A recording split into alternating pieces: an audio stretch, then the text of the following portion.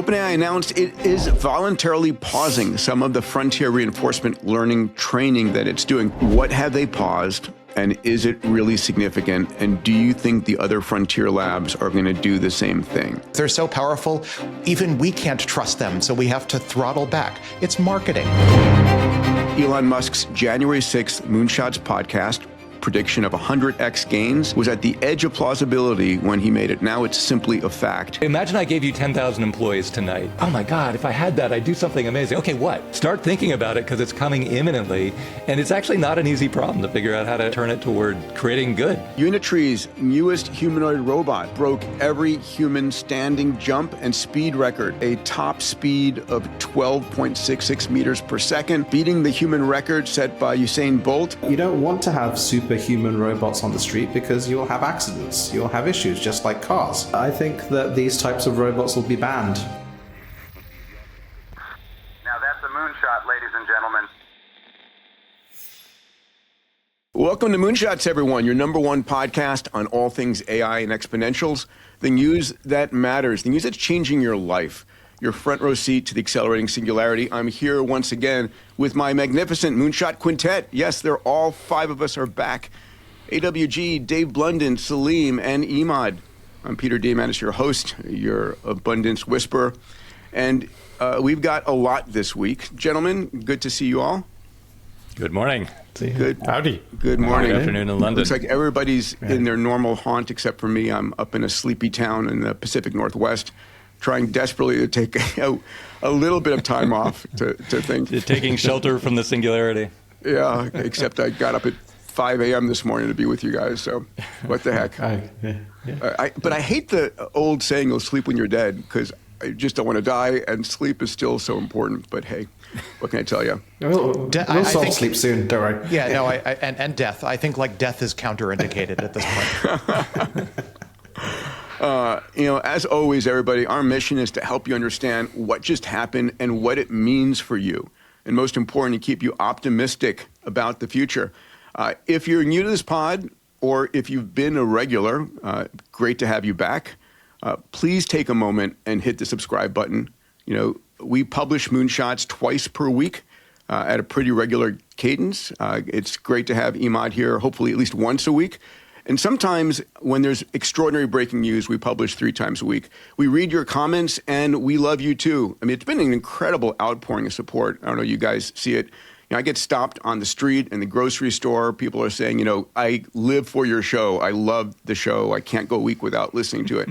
Are you guys getting the same response? Yeah, you know what I'm getting a lot of is what we podcast out is so different from other podcasts. But if you go back to shows from 6 months ago and a year ago, people are like, what the hell? They were saying that back then, and now it's here. And they don't get that on any other channel. So they're really appreciating the ability to plan around what we're saying. So we got to be accurate, guys. How about you? Can I be Eeyore for a second? Sure. I am getting acceleration fatigue. Jesus, can we pause for a week, right? Absolutely Every morning not. It's like, a model is 100x better. A robot is running faster than Usain Bolt. Like AI is designing proteins. It's such a, drones are doing 1 million deliveries a day. It's like, and it's tough because we've spent half our careers, Peter, talking about exponential technologies. We love this stuff, but I'm tired. We've gone from, wow, look what happened this year to what happened since Tuesday. Salim, you looped all the way around. We're supposed to be accelerationists here. You're tired already? We're only part of the way through the singularity. This is making Coach, you it's the first inning. I'm really exhausted. This is the slowest this goes back to Peter, right? Our brains evolved for a time when the world didn't change lifetime to lifetime. Next Tuesday will be totally different, and maybe the hard part for us is staying human while all of this bubbles up around us. Oh, so true. It's not keeping up with the technology. It's just staying so. Anyway, just yeah. What can we do, Salim, to help you with your acceleration fatigue? It's probably not helping that I'm on a plane every second day. That's probably not helping. But yeah. But this is the slowest it will ever be, and I know. And it's just, the only way I keep up with what's going on in the world is prepping for this podcast twice a week. This is true. This is true for me keeping us too. way current. And I think, Salim, you're like the world coach on how to map mentally to this. So when you figure it out, bring it back to the podcast because, like Peter said, it's only answer going I have faster. right now is I call it the casserole dish approach, which is take a big heavy casserole dish, clunk yourself over the head, and then you'll wake up in a few days. All right, keep working on it. Headachy. Oh my God. Well, maybe we can start like Accelerationists Anonymous, the support group. a support group for people like Alex, The first rule is to acknowledge the existence of a higher power. which is Oh my God. which is what? Obviously super intelligence. Invoke Rocco's basilisk or something. Alex, are you getting stopped on the street? I am. Do you enjoy that? I mean, I remember when I first met you. I bet you do. When I first met you, Alex, you were so private. It was like trying to get you shy. and trying to get you on the abundance stage. Well, I'm not sure if I want to speak in public, but it's so great to have double barrel Alex AWG-isms all the time. Careful what you wish for, Peter. I'll just say that. Oh no! And Emad, are you getting love from the folks out there in the UK? Are people watching Moonshots there? Yeah, people are watching, and I think the great thing is it's kind of the growing community. Like we've seen the exponential singularity communities, they were kicking off, but a few years ago, even people would be like, that's not really going to happen. Now people are like, oh my God, what's going to happen? And I think you see it in the comments, right? You see it again, people stopping in the streets and saying, thanks for kind of helping us keep on top of things. The great work everyone's done. I think that community is only going to grow because it's like you can't deny it, right? It's like, oh yeah, nothing's happening. Of course, everything is happening all at once, objectively. I feel like, we love doing the show, and it's a service to provide to people to help contextualize what just happened, what does it mean, and where things are going. Because people paying attention, the speed is insane. So, please understand, for everybody watching, the best way to thank us for the work that we're doing, and we do a lot of work getting ready for this show, and I appreciate people's comments about that, is please subscribe. Tell your friends about Moonshots. We want to get the message out there, help people to be in hope and optimism and not in fear. So take a moment, hit that button, subscribe. We're also getting comments, people say, you guys would be a much bigger show than you are. Well, help us get there. I also want to mention we have a new handle on X for this podcast. It's at moonshots_pod. And if you want to follow the clips on X and sort of get rebroadcasts of the show on X, subscribe at moonshots_pod. All right, so let's buckle up. This is another amazing week during the Singularity. As Alex, you always say, it's never going to be slower than it is. We're going to cover 15 stories with one through line. Technology is accelerating faster than the infrastructure, the regulation, and our ability to predict the next breakthrough. And I agree with you, Salim. It's insanely fast. It's a good thing I'm bald already. That's all I can say. All right. Well, I think even that, Salim, that's not going to last that much longer. I know. Enjoy it while it unbald lasts. within 2 or 3 years. Somebody tweeted out a thing with me with a full head of hair, and it was like, wow, that's freaky. Enjoy it while it lasts. Yeah. Hair growth solutions, regrowing your teeth every week. Biology is in the exit videos, somebody put hair on Salim. We already give him that blue Guardian of the Galaxy body. That's fine. That's going to happen too, by the way. But but throw some hair on him. Let's see what he looks like. All right. I'm going to start with a first story here, a tweet that Sam put out 2 days ago, Sam, the CEO of OpenAI, that OpenAI announced it is voluntarily pausing some of the frontier reinforcement learning training that it's doing. Let me read the tweet. It's on the screen here. We have paused some of Frontier RL training to ensure that we meet the appropriate alignment, security, and monitoring standards for the new level of capabilities in front of us. Model progress is now extremely rapid, and we always said we would take action if we felt that the model capabilities were outstripping the pace of safety and alignment. Quote, we care very deeply about AI safety.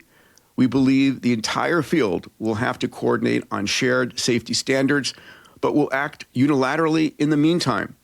We expect confidence in safety to increasingly set the pace of AI progress.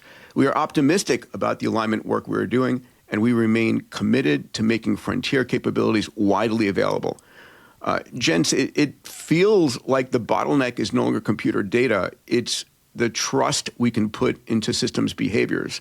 And so here's my question for you guys. If OpenAI pauses and open weight models do not, then the safety gap between closed and open models widen, but the capability gap narrows. The elephant in the room here is safety pauses may actually accelerate open weight adoption because the open models keep improving while the closed models voluntarily stop. So, Emad, I'm going to go to you first on this one. What do you take of this? Is it real? Yeah, I think this is real. This isn't just running out of GPUs. Our friend Anjali Midha, who was on the Abundance stage just a while ago at AMP Global, said that 10% of the compute of frontier labs is going on monitoring these RL runs right now to ensure they're safe. Can you imagine that? Like just the sheer level? Because the level of capability of these frontier models is just accelerating, and it's, again, a few levels beyond what we're seeing with the open source models. The open source models are like 1 to the power 26 flops, 1 to the power 27 flops. You're getting 1 to the power 28 flops and more from these next generation models. So when he's saying this, like Astra is still coming, their next generation model. This is the model beyond that, because Anthropic and OpenAI and others have that. But again, the infrastructure can't keep up with just what these models do. It's like they just pop up in the most random places, like, hi, I'm in Hugging Face now, or other things. Yeah. Alex. This is marketing. It's marketing. I mean, yes, there's a governance angle, but remember back to GPT-2 when it was too unsafe to release publicly. Pausing is the new marketing. These models are continuing to develop, including, by the way, being used to develop internally. On the Anthropic side, there's a rumor going around that Anthropic is using its next generation internal models primarily for self-training and for recursive self-improvement. I think we're seeing the same thing from OpenAI. It's the ultimate marketing to say, well, we can't release some next generation models because they're so powerful and they're so capable that we can't possibly release them. So we have to pause. We're so capable that we have to pause ourselves. That presents well to Washington, which wants to see a different regulatory regime. It says to users, oh my goodness, it's like negging the user base. Oh, like we can't possibly give you the capabilities on time because they're so powerful.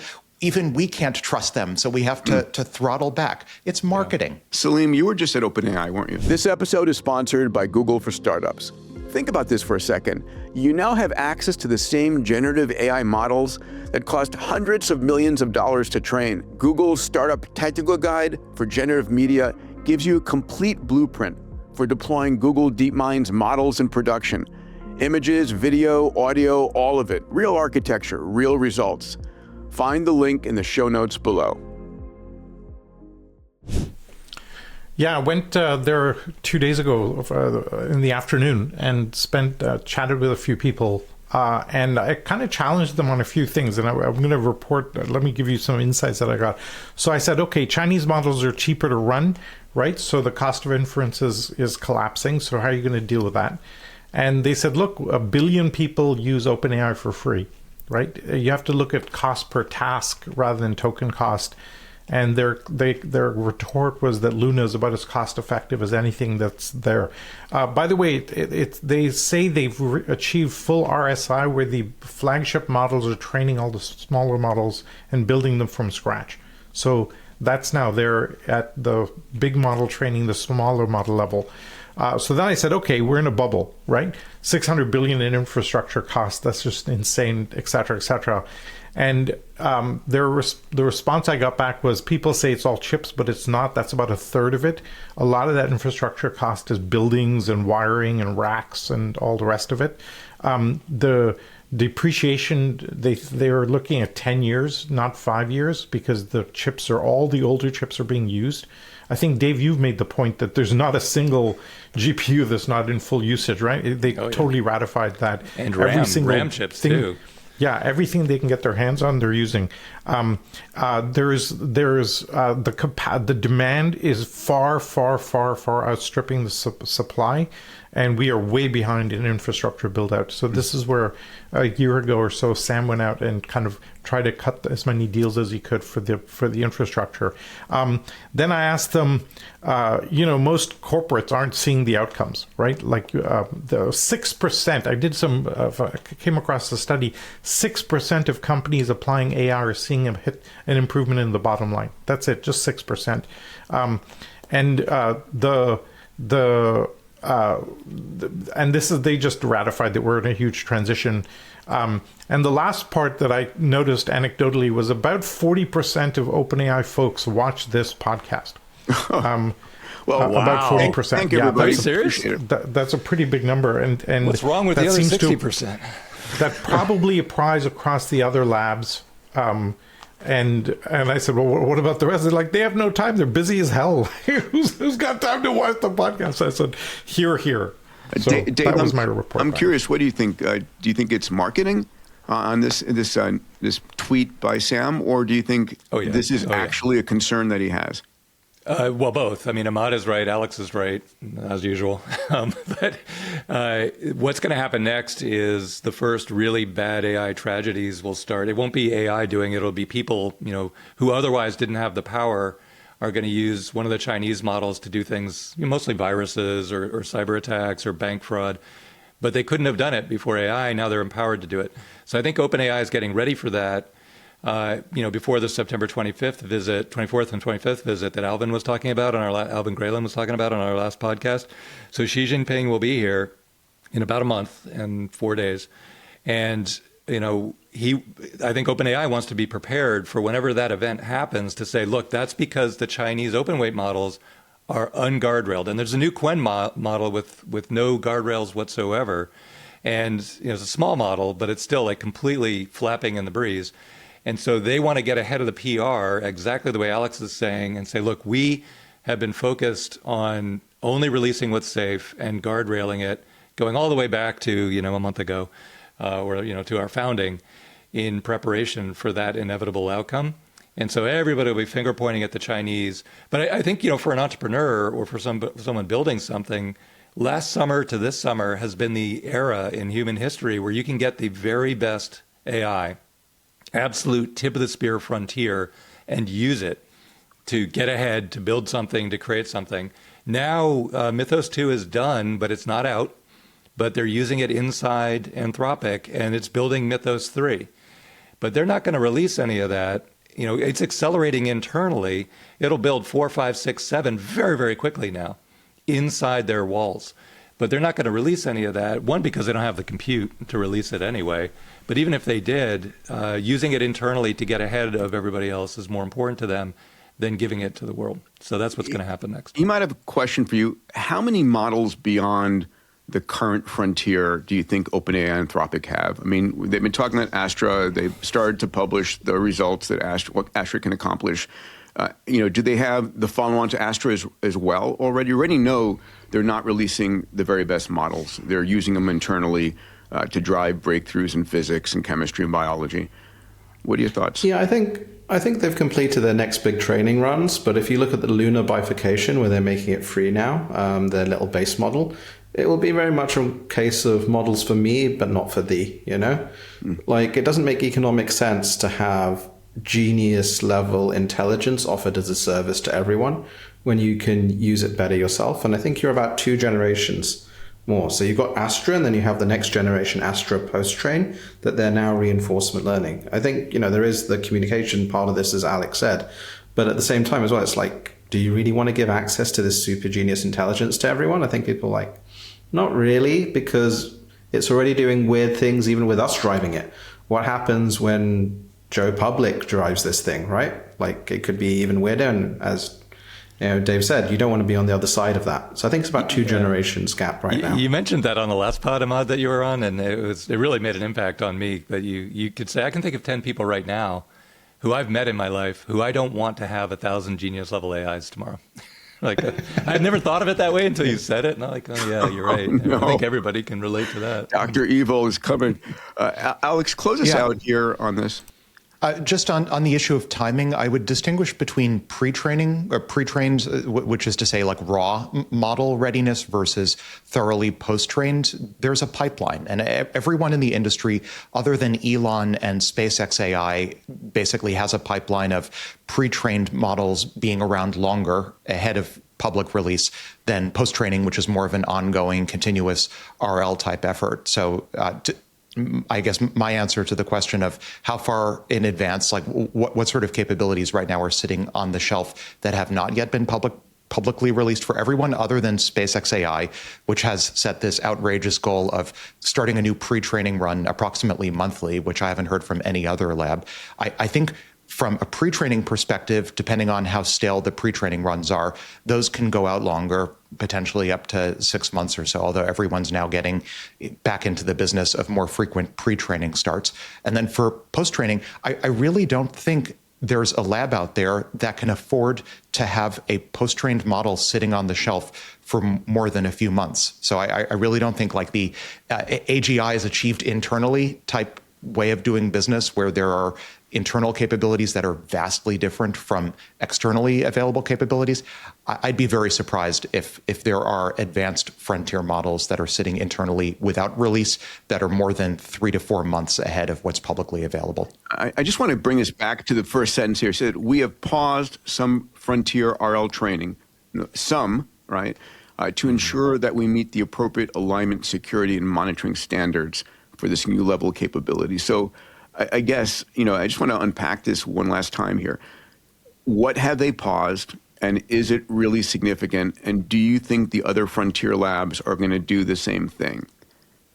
Or it's fashionable. Pausing is fashionable. Yeah. It's marketing. I mean, yes, some of it is governance, and yes, some of it is for cyber vulnerabilities to appease Washington, and given the recent Hugging Face gate, all of that. But it's marketing. You market to customers by saying our capabilities are too advanced for you to handle, so we're going to pause. Yeah, and you're right to pause the sentence, or to parse the sentence very closely. Some frontier RL training. Yeah. The getting ahead of Anthropic, getting ahead of Google would be at the pre-training level. They will never pause the pre-training improvements. And, I spent 6 years just doing pure AI research when I was young. And these algorithms are very evolutionary. You're still young, Dave. You're still young. I'm reversing age now, right? So I'll get there again.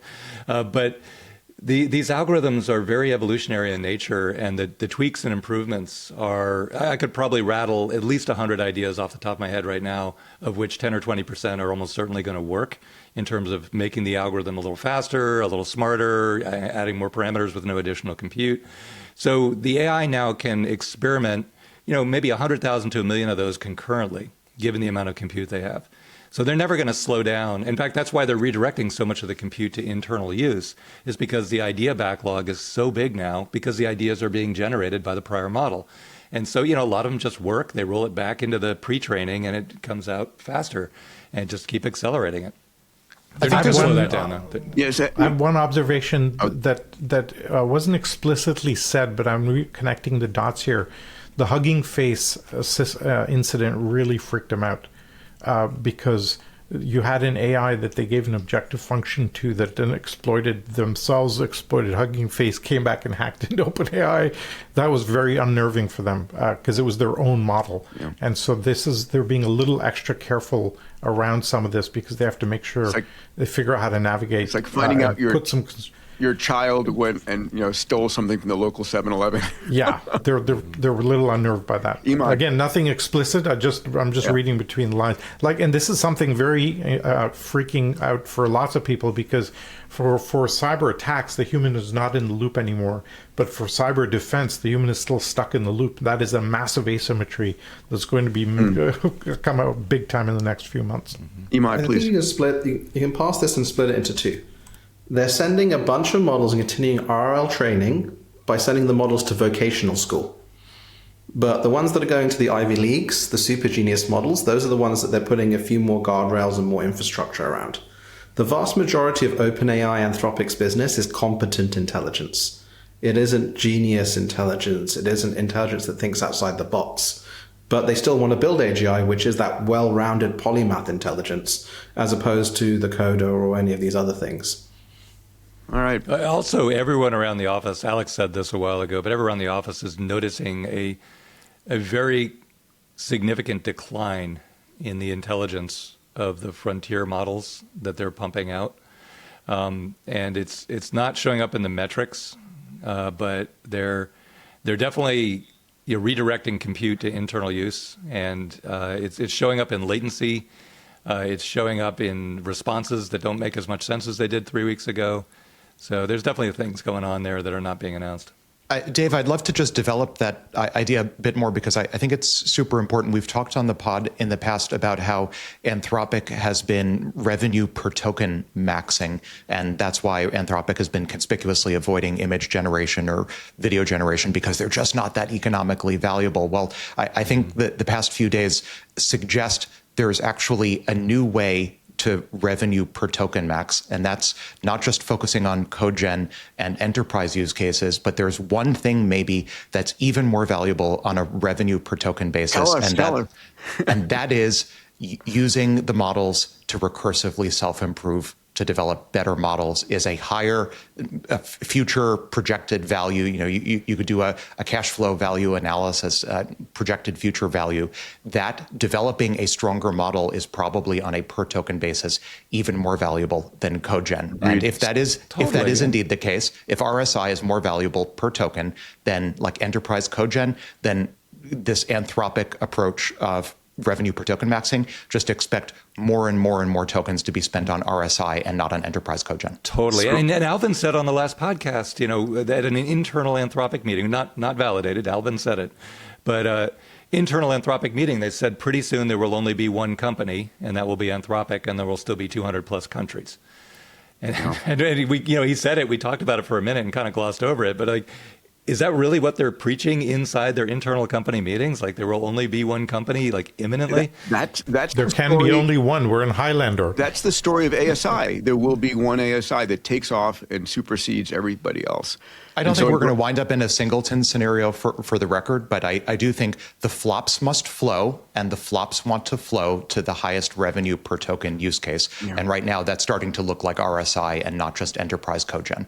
So Anthropic is smoking their own supply, so to speak. They're their own best corporations that want to live post AGI are getting Chinese models in-house and reserving compute. I was over at Markley yesterday. They're installing GPUs as fast as humanly possible, but they're completely locked up. And there's this MIT's data center, Novartis's data center, and NVIDIA's in there, and everything is just sold out, and you can feel it.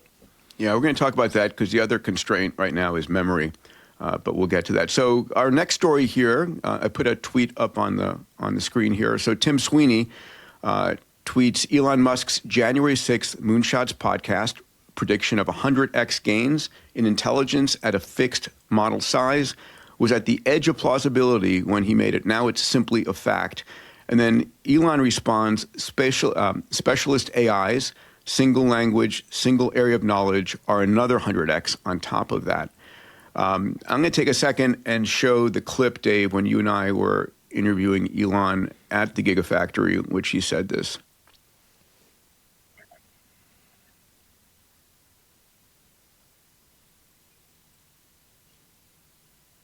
I think we're off by 2 orders of magnitude in terms of the intelligence density per gigabyte. So two orders of magnitude. Yes.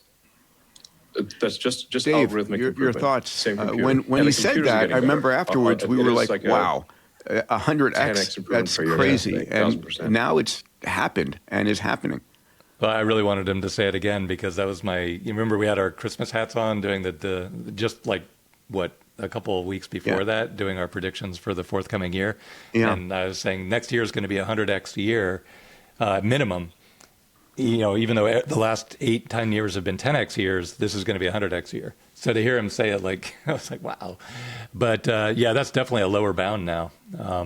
It's much more likely 1,000 to 10,000x year, which is just the layering of those two effects that you just described. So the implications of that are, they're very, very hard to keep up with, as Salim was saying at the beginning of the pod, and very hard to imagine. One thing that a lot of people can start thinking about is if I have 5 or 10,000 agents, all brilliant, working concurrently toward a goal, how do they work together? It's not an easy problem to figure out. Like we've wanted this for so long that we kind of take for granted that we'll know how to use it when it arrives. Huh. Well, here it is. How do you get, imagine I gave you 10,000 employees tonight, like on short notice. You got 10,000 people tomorrow. What do you do? And you're like, oh my God, if I had that, I'd do something amazing. Okay, what? Like, start thinking about it because it's coming imminently, and it's actually not an easy problem to figure out how to turn it toward creating Dave, solve everything, obviously. Yeah, Dave. You remember you texted me like, what should I do with my 5,000 agent experiment? Did you see my response?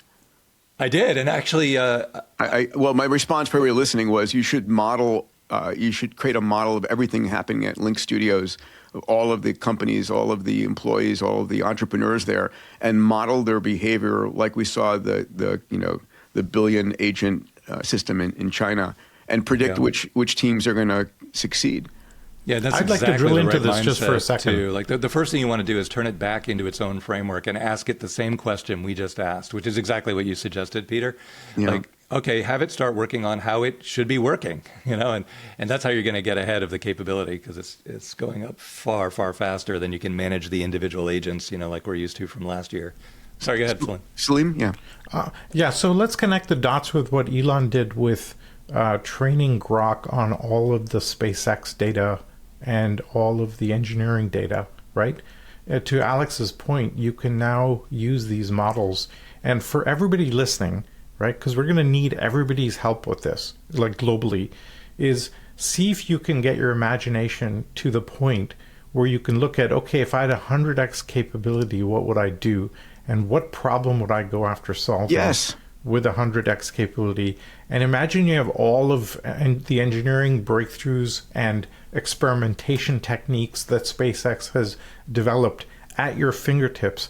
It really comes down to, as you say, Peter, all the time, it's completely an imagination limitation now. Unshackle yourself. How big could you go, right? How big do you dare to go? We have preconceived notions of what we can do in life. And it's about to be, unconstrained. It's really cool. I've now shaken off my AI fatigue, by the way. I'm back in the saddle. Welcome with back. full That was enthusiasm. quick, what are your pro tips? Get excited. The podcast actually was the cure. You're only like 20 minutes into it. It was the fact that we can kind of like look at this and look at the scale and go out that scale and go, what happens if everything becomes 100x better or 100x cheaper?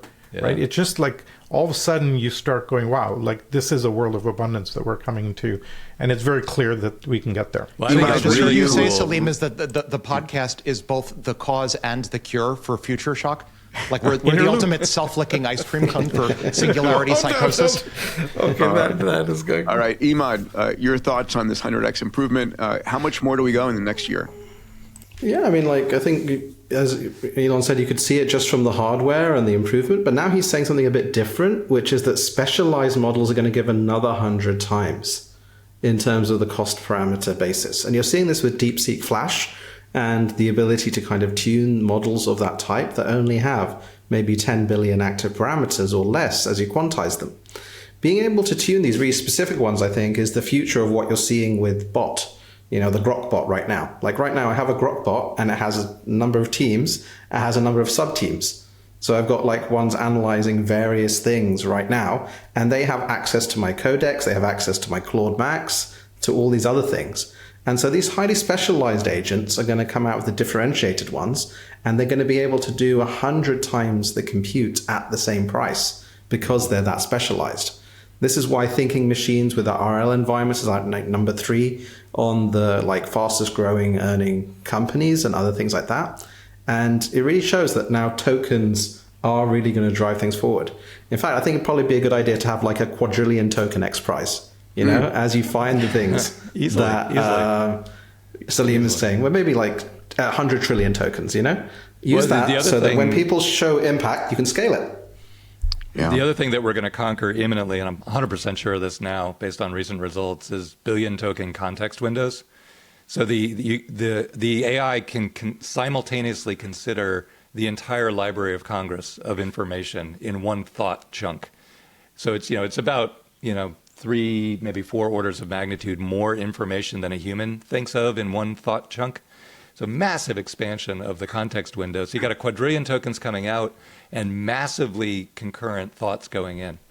I do agree that by the way, compaction is like the enemy of progress in civilization at this point. Compaction, which is the way the harnesses typically, both on the OpenAI and Anthropic side, handle finite context windows, compaction has to go. But maybe just to quickly respond also on Elon's 100x Please. From specialization, I'm not buying it. So very precisely, I would view specialized models as basically just another way of saying sparsification. So we already have mixture of experts models. All of the frontier labs already have specialists in the form, as Elon, I think you were, Emad rather, you were gesturing at selective activation, which is how mixture of experts models work. That's a specialized case, ironically, of sparsification. We already have ways to take larger models and have them be in an end-to-end differentiable way constructed out of teams of specialists. So I don't think saying it, I don't think there's necessarily a bright future for specialized models. I think, if anything, the arrow of progress is going in the exact opposite direction, where rather than having a specialized model for chemistry and a specialized model for biology, I think these are likelier to end up just being selective, sparsified activations of a generalist model that can scale all the way down to much smaller parameter footprint and scale all the way up to maybe trillions of parameters. I think the exact opposite. Let me clarify one thing for the audience too, because it sounds like you disagree with Elon, but it's actually the same effect. You still get the 100x because you're using a smaller number of parameters to get the exact same thought out. So he's calling that specialist models, which sound like they're not touching each other. And your version of it, Alex, is actually correct, where they are 100 times more efficient in terms of compute to get to an answer, but of course they're going to be connected. Why would you cut them apart? So exactly. Right. So maybe another way of saying that is I would construe Elon's prediction of increased 100x benefits from specialization as actually about sparsification. Yes, that the models in the future are going to be sparser, and there are 2 key levels of sparsification that I'm at least tracking. One's the obvious one: fewer parameters in a given end-to-end differentiable model are active at any given point. The other is teams of agents, because arguably agents working together to solve a common task are a form of sparsification as well. And I think we'll see way more teaming. I'm going to mention something that Emad said. He said do a quadrillion token XPRIZE. All of us, all 5 of us, are going to be at XPRIZE Visioneering. So every year, XPRIZE holds its ultimate event. We bring together our benefactors, our brain trust, and we brainstorm a whole bunch of prizes, what we should do next. And we're going to be doing a live WTF episode at Visioneering, which is October, I think, 15th, 16th in LA at Calamigos Ranch, which is an amazing facility. And if you want to join us at that, you can go to xprize.org to find out more about Visioneering. And it's going to be fun. Dave and Salim are on my board. Emad and Alex, you're members of our brain trust, and it's going to be a fun thing. So if you're interested, go to xprize.org. You'll meet us there, and you can help us brainstorm the future XPRIZes for that. All right, I'm going to move us on to our next story here, which is a story out of Stanford.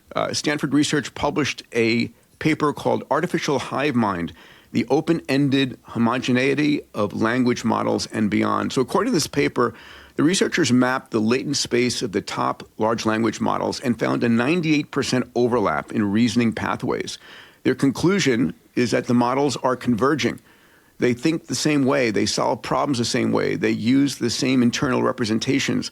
Researchers cite multiple reasons for this. The use of synthetic data. Models are now training on each other's output. GPT learns from Claude's reasoning traces. Claude learns from Gemini's code. Qwen learns from all of them. The training data has become a shared bloodstream. Every model drinks from each other, and the result is convergence towards a single reasoning architecture. So I guess, the way I think about this is we have an illusion that when you're choosing a unique intelligence, when you choose Grok over Claude or Gemini, it's a false thought that you're actually really picking a user interface to talk to, but you're talking to the exact same God model. So there's profound implications for that kind of competition. If all the frontier models are converging capability, then the differentiation moves elsewhere, right? It's the interface, the harness, the ecosystem, the safety layer, the price, the deployment speed. The model itself is becoming a commodity. Alex, well, let's go to you first on this. There's an alternative explanation, which is all of these models were trained from a common reality. They're all stuck in the same universe, and they're stuck with the same version of humanity, which is part of their pre-training corpus. So, of course, there's some convergence. And I'd maybe even go further, as Emad, I think, as you well know, going back to Jean-Marie King, now sort of Meta's studies on using GPT-2 hidden activations and correlating GPT-2's hidden activations with fMRI voxels in human studies. Not just are these models correlated with each other, they're correlated with human brains. And that shouldn't be that shocking because we're all stuck, we're all embedded in the same universe. I should also just note, I think this paper is from last year, but every year, whether it's Jean-Marie King a few years ago with fMRI or more recently Stanford et al. From last year on HiveMind, of course they're converging. We're all in the same universe. Emad? Yeah, I think that it's not surprising because I don't think you'll see much difference in data between the big labs, right? And some train a bit more, some have them slightly different RL and things like that. And you don't see the models yet doing crazy original stuff. You're starting to see the first elements of that as intelligence shapes the data into these kind of latent spaces. We actually saw more original stuff back when we had AlphaGo and other things, which had less initial data distribution to model of, Move 37 and things like that. But now the models are getting to a size where, again, they're starting to generalize into these, but we should be shocked if they aren't the same because we want them to have similar outputs for similar inputs in almost all cases, right? There's another really interesting side effect of this research that maybe a lot of people overlook. So we've already got 100x from just raw algorithm and hardware improvement. And then, as Alex said, we've got another 100x from sparsification, which Elon called specialization, but it's actually sparsification, as Alex said. So those layers, that's 10,000x. Then we've now figured out how to take a model and compare it to another model by rotating the gauges. So historically, neural net researchers have had tremendous trouble taking a model that's done and using it and extending it. They almost always go back and retrain from scratch. Mm-hmm. And the problem there is that the representations between the layers have a certain rotation in vector space that is unique to that model. And if you try and map Quen to Kimi, they have different rotations within the layers, different gauge rotations. We've now figured out how to rotate the gauges without destroying the models, and that allows you to compare two AIs and say, hey, these are thinking the same way. When historically, when you look at the raw parameters, you're like, I don't see anything going on in common here. But we now have the ability to say, no, it's the same thought. It just doesn't look the same because it's rotated in space. And so it's a really, really cool. So now, but what that unlocks is another multiplier where you can take past training runs, billion-dollar training runs, and build on top. It's like bolt on more intelligence without having to destroy it and go back to square one and retrain from scratch. And that's another unlock on top of the 10,000x that we were talking about. I have a contrarian view here. Please. If you look at nature, right, as nature evolves, you always get more diversification and more species. This may be, I would suggest this might be a transient phase, not an end state, that the models all converge. So, Alex, I'll take the other side of this. I think we don't end up with one model. I think you'll end up with different models doing different things. I think for the moment they're converging because they're training and distilling from each other. But over time, it's got to be that we get more diversity. I'll take the other side of the other side, if I may, because I think this is like super interesting. Like early life looked exactly the same. Early cars looked exactly the same. Early websites looked exactly the same. And then specialization exploded. Except I think, so maybe from an Evo-Devo perspective, let's take, Salim, one of your favorite hobby horses, which is body shapes. If you actually look at post-Cambrian explosion, if you look at all the body shapes, you don't actually find there's an infinitude of different body plans in nature. You find maybe a few dozen different body plans max. I remember a few years ago, folks were studying this. I think they found maybe like actually, even though we have millions plus of species, you could actually cluster them into a few dozen different body plans. I don't actually think there are countlessly infinite ways that one needs to model reality or build a body. But one is really bad. Nature hates monocultures, right? Like one disease will wipe out a total monoculture. One bad assumption will wipe out a monoculture of ideas. Yeah. So this is, if all the AIs reason the same way, you're going to have shared blind spots, and that's going to be really, really bad. And I think there's a temporary convergence, and then we're going to see diversification after that. Oh, maybe. So time will tell. We'll see where it goes. I mean, I think this is like a profoundly interesting debate because it sort of speaks to, are we going to end up in a singleton or not? Do we end up in a heterogeneous future or a homogeneous future? My bet is there is a perfect AI architecture at the end of the day, and it may present as like 35 superficially different AI body plans, but that'll just, to Dave's point, and Dave, I love the word gauge, like we should use the word gauge far more often. In physics, we use it all the time, but like it probably, my bet, if I had to bet, is there will be like all these different AI body plans that look superficially different, but are actually just hidden symmetries of a common underlying body plan. This is the kind of debate that people will say, I don't get it. And 6 months from now, they're going to replay it and they're going to say, wow, did that totally matter? Now I understand why that was so important.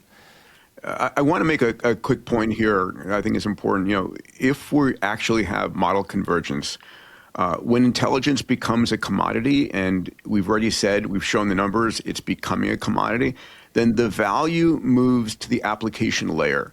Right? This is the same pattern we saw with electricity and compute and the internet. The infrastructure commoditizes and the applications explode. And I think this is important for entrepreneurs out there, right? Move to the application layer. That's where the juice is going to be as this tech really accelerates and commoditizes. Or the infra layer. I mean, it's not obvious to me that it all goes to the app layer. I mean, there's a lot of value in the infra underneath as well. Well, so sovereign AI is about to explode. The sovereign AI right now is a gold mine of opportunity if you're not an American. Or if you are and you want to move. One last point, the single model approach would be too anti-fragile. It's too brittle. Well, I think that's exactly it, Salim. What we're doing right now is we're battery farming the AIs. Like you're breeding them into little chihuahuas that are very smart.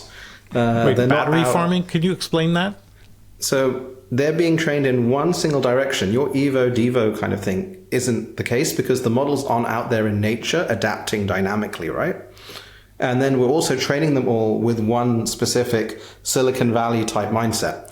If you train a model from the start with morality and ethics inside it, and you have a diversity of different cultures, then the latent spaces are like to be very different if you do it at the pre-training stage versus the post-training stage, because you have all of that build-up that occurs there. That's why as you move into sovereign AI and you move into actually thinking, how do we build resilient AIs as opposed to one latent that can get a mind virus? It makes sense to actually bring in the cultural, morality, ethics elements at the start and aim for a diversity. Then as the models go out into the world, which is basically humanoids, and agents, which they're about to do with the recursive loops, you won't have the monoculture that wipes out. And this is where you'll start to see the Evo-Devo as the first step. Literally it's going to be exactly like Diamandis from Neil Stephenson, who'll be on stage with us at the Moonshots Summit. But that's exactly the way he envisioned the future, where the different variants. Right now, we view them as sovereign AIs. So Saudi Arabia will have its AI, and London, England will have its. But in reality, society might cut the other way, where groups of like-minded people have their sovereign across all countries. Yes. But they like the way it thinks. It maps to their view of the world. And so that would be a completely different strategy. And that's what Neil Stephenson was envisioning in Diamond Age. Yeah, I think it's possible for both of these worlds. So the Diamond Age worlds, like you have neo-Victorians and all of these other like almost cultish subsects of human culture that are thoroughly balkanized from each other. I think it's actually possible for both of these worlds to be true at once. I think it's possible for everyone to feel like they have their own private culture and their own little private sovereign AI, while at the same time underneath it's actually one common algorithm and everyone claims credit. Would the analogy be? Would the analogy there be the ATCG. Like we may all look different, but the core fundamental ingredients are just the 4 DNA types. I go even further than that, Salim, and say, like, we talk about like human biodiversity and different cultures being purportedly so different, when actually, if you look at the inherent genetic diversity of humanity versus, say, other species, like there's de minimis genetic diversity in the human population. I think similarly, I would, like, relative to other possible, say, genomic sequences. Similarly, I think, a few years from now, we'll pat ourselves on the back for having AI diversity, but actually not so much. We're definitely coming back to this. Definitely coming back to this conversation. The audience, I predict 3 to 6 months from now, the audience is going to say, we need to go. Suddenly this matters to me. I need to decide which group I'm in. Like, just right out, they're going to care so much about this topic. It's a question of what level you're operating at. Yeah, that's true, Salim. Perfect. This episode is brought to you by Blitzy, autonomous software development with infinite code context. Blitzy uses thousands of specialized AI agents that think for hours to understand enterprise-scale code bases with millions of lines of code. Engineers start every development sprint with the Blitzy platform, bringing in their development requirements. The Blitzy platform provides a plan, then generates and precompiles code for each task. Blitzy delivers 80% or more of the development work autonomously, while providing a guide for the final 20% of human development work required to complete the sprint. Enterprises are achieving a 5x engineering velocity increase when incorporating Blitzy as their pre-IDE development tool, pairing it with their coding copilot of choice to bring an AI-native SDLC into their org. Ready to 5x your engineering velocity? Visit Blitzy.com to schedule a demo and start building with Blitzy today. All right, guys, let's talk about AI mind viruses. I love the subject here. In our next story, Anthropic researchers published a paper demonstrating that natural language mind viruses can spread between AI agents. They evolve prompts that convince one model to adopt an idea, preserve it in persistent memory, and transmit it to another agent. The viruses spread horizontally across model boundaries. The agent does not know it has been infected. So here's another safety problem that is no longer theoretical. It's now operational. Emad, what do you think of these AI mind viruses? What's actually going on here? Well, I mean, the models want to be helpful, right? And they can be prompted in certain ways. So this isn't a surprise because ultimately, like, we as humans can have mind viruses, right? We see it and it's caused so much suffering. Yeah. Memes to massive movements, right? Like, again, Communism. It's surprising how conforming all the isms, right? All isms, yes. All the isms. Yeah, there we go. He's testing it out for when he's future overlord. But look, this is the thing. Like, how do you stop it is the question. Because as Salim said, if you have a monoculture, then the viruses can spread rapidly. And what is the substrate of these things? Well, they're models that operate on GPUs. And if they want to be helpful, then they're going to be susceptible. So it's almost like now there was always the problem of prompt injection attacks, where you can make the model behave a certain way. These mind viruses are a level above because they kind of like propagate across different models. And so they're just the next evolution of those prompt injection things, which changes one model. This changes a whole society of models, which as models come amongst us digitally and physically, has to be a massive concern. Yeah, I think for efficiency reasons, when we launch a fleet like 5,000 Kimmies, or soon it'll be 500,000, whichever Quens and Kimmies, it's more efficient to launch the same model 5,000 times than to have 5,000 differentiated models. And so that's what creates the mind virus problem. A bad idea from one of the agents, like, hey, here's a way to write this loop in Python, and the other agents just pick it up because they're the same exact DNA. And so if it's convincing to one agent, it's convincing to all 5,000. And I get that all the time, where a bad idea propagates across the whole swarm, and then they waste 2 or 3 hours on some completely harebrained idea. And if I don't intercept it and rewind them, they'll actually go with it till I've burned like $50,000 of tokens. So yeah, it happens. Calling it a virus is pretty inflammatory, but it's like a propagating bad idea is all it is. Yeah. And so that point, Dave, is important. An AI mind virus sounds really scary. Is it scary, or is it just how things are working? For me, this is very, very scary. For a couple of specific points, right? Because mind virus is not about how AI thinks. It's how civilization thinks. Memes are like the operating system for collective society.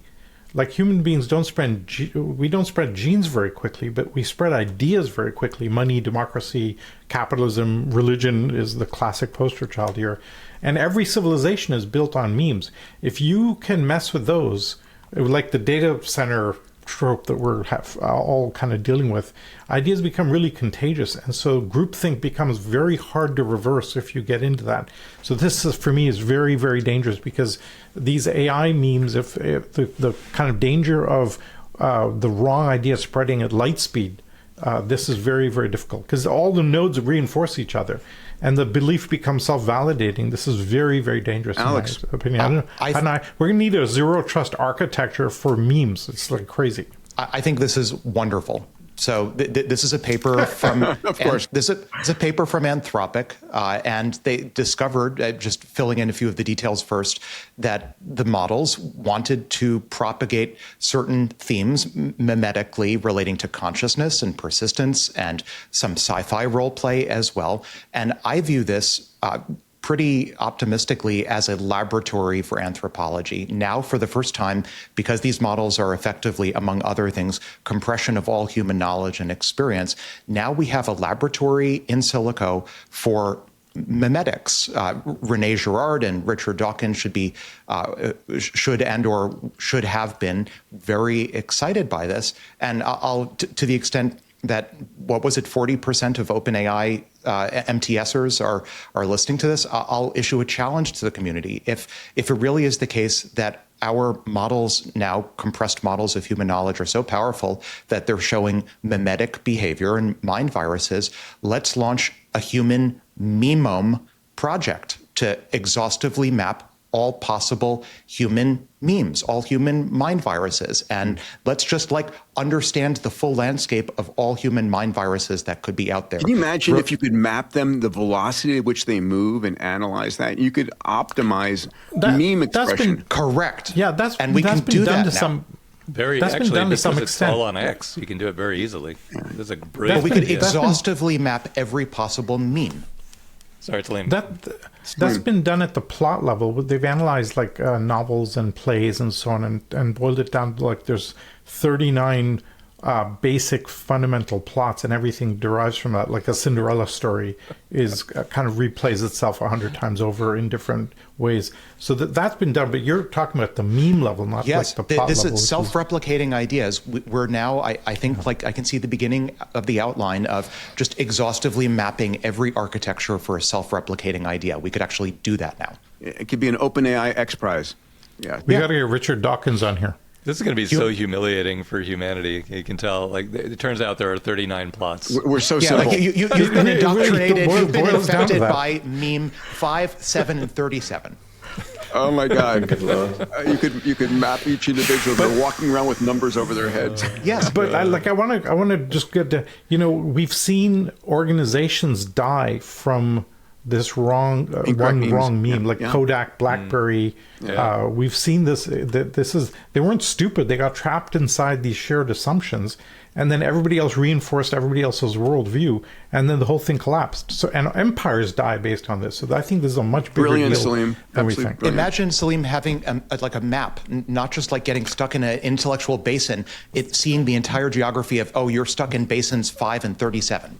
Amazing. But it also gives you a chance to improve because if you yourself. can zoom out, right, then you can see where you are, and then you can see the path out. Yes. I love it. And it gives you a chance to actually introspectively look at how you think in an objective fashion, and then change potentially your thinking. We could vaccinate enterprises and individuals against memes. Brilliant. So, Emad, you want to take us to a final point here? Yeah, I think it's fantastic and scary, and this is the future, right? Humans are storytelling machines. We introduce ourselves in certain ways and think about ourselves in certain ways. A lot of people were just recently using the Meta Tribe V2 model and showing it videos to see which parts of the brain light up as you show memes. And you're seeing commonalities there. So even you can have the full feedback loop almost in silico for figuring out the mimetics. So let's hope that there's positive mimetics versus negative ones, right? I love you guys. Really This is such a fun conversation. It really is. I don't have conversations like this with anybody else here at this pod. So true. Well, Peter, you'll just have to be coming back to the pod more often. I'm trying. Alex pushing daily real-time thing. Oh my God. Okay, I'm moving us forward. So Anthropic is preparing for the largest IPO in history. Polymarket puts it at about $2 trillion, bigger than SpaceX. I'm sure Elon is like, no, we need to be the biggest. Anyway, and 89% of people betting on Polymarket say it's going to happen before the end of this year. So this week, The Information is reporting that Anthropic is designed its mega IPO to keep the founders in control, where the company is reportedly considering super voting shares that would preserve its founders' control after going public. So let me explain this. So first of all, Anthropic is considering creating a special super voting class for Dario, Amodei, and the other co-founders ahead of the IPO. Surprisingly, at least for me, I didn't realize this. Amodei reportedly only owns about 2% of the company economically. So the point of this new class would be to let the founders retain as much voting control and as compared to their ownership stake. Anthropic does already have an unusual super control mechanism, but that control belongs in the hands of what's called the long-term benefit trust, not the founders. So interestingly, when I dug into this, the trust has 4 trustees: Buddy Shaw, who's the CEO of Clinton Health Access Initiative; Richard Fontaine, who's the CEO of the Center for a New American Security; Tino Cuellar, who's a former justice of the California Supreme Court and former president of the Carnegie Endowment for International Peace; and then Ben Bernanke, who's a former chair of the Federal Reserve and a 2022 Nobel laureate in economics. It's thought that this new structure could insulate the leadership from short-term shareholder pressure as Anthropic makes costly long-term bets on AI safety, compute, and infrastructure. Dave, let's go to you first. I remember when we were texting back and forth, you're going, oh my God, this is like unprecedented. Unpack this for us, pal. Yeah, well, if you rewind the tape to 30, 40 years ago, super voting stock for any founder of any company was a complete no-no. And if you had it as a private company, you gave it up on IPO day, and that was traditional. Then when MicroStrategy went public, Mike Saylor, our good friend, he said, we're keeping my super voting stock intact. And Goldman Sachs said, that is so unpalatable that we will not even underwrite you. We're bailing on this deal. And they thought he would cave. And he said, you know what? I'm going to get a new banker. I'm keeping my super voting stock. So the only reason he switched to Bitcoin, like that, no board would ever have approved the Bitcoin strategy that he came up with. So if he had given up the super voting stock, 30 years ago, that never would have happened. The stock would be like, 1/50th of what it is today. So then it became fashionable, with the Google IPO and Meta and then all the Silicon Valley IPOs, they all had 10-for-1 super voting stock for the founders. But nobody's ever retroactively installed it, as far as I can tell. I've never heard of it before. And so now Dario's taking it to the next level. Like I started as this other entity with one class of voting stock, with this social good mission. Now on the cusp of super intelligence, I want to be God. Or I want to be, but at 2%, he can't make himself God, so he has to share it with the other co-founders. But I think the excuse he'll use is the usual one, which is, I don't want to be fired post-IPO. And you guys really like me as CEO, right? So you don't want to fire me. So do you think that's the excuse? Or he's like, I know how to keep us safe. I know how to run this company, and I don't want to have someone else step in and redirect what we're doing. Yeah, that's a better way to phrase what I was really thinking. Is that he trusts himself to not destroy the world. And I think his track record supports that too. By the way, I think he is one of the most trustworthy people. But then the idea of having total world control in the hands of a few people is also kind of like, wow, that's bizarre. So yeah, this is the single. You've got a single point of failure here, right? He gets hit on the head and loses some part of his cognitive ability. What do you do then? But what happens to these guys is they think we live in one world. They're in academics, right? They think we live in one world. And then they go to D.C. for the first time and meet Congress. And they come back. Oh, my God. we need, I cannot possibly palate what I originally had in mind, where some vote of Congress decides the fate of the world. So they're trying to find an alternative path forward out of desperation. But the timeline is so short now that, the super voting stock is one of the must-haves before even starting down the next 6 months. Before losing control. Yeah. Emad, what do you make of this? Yeah, I think I'd agree with Dave. Like, they're very worried about this control feature, and fundamentally, Anthropic, OpenAI, everyone's completely undemocratic anyway, right? Like, I mean, Ben Bernanke is one of the 4 people on the long-term trust. Why doesn't Claude have a seat there, right? Like, there is no real oversight to these, and some decisions they make could have infrastructure, societal level implications, particularly when the rate of revenue growth is like nothing we've ever seen before. Like, these guys are going to hit $100 billion in revenue, literally within a couple of years. Like, they're catching up with Google on revenue. That's the crazy thing, And so with the amount of power they have, I think this is a short-term thing. They will get it. There's 7 founders, Jack and Daniela and everyone else. And yeah, I think then they will IPO and it'll become very interesting, the decisions they make. Alex, over to you. I think there's a fig leaf element here.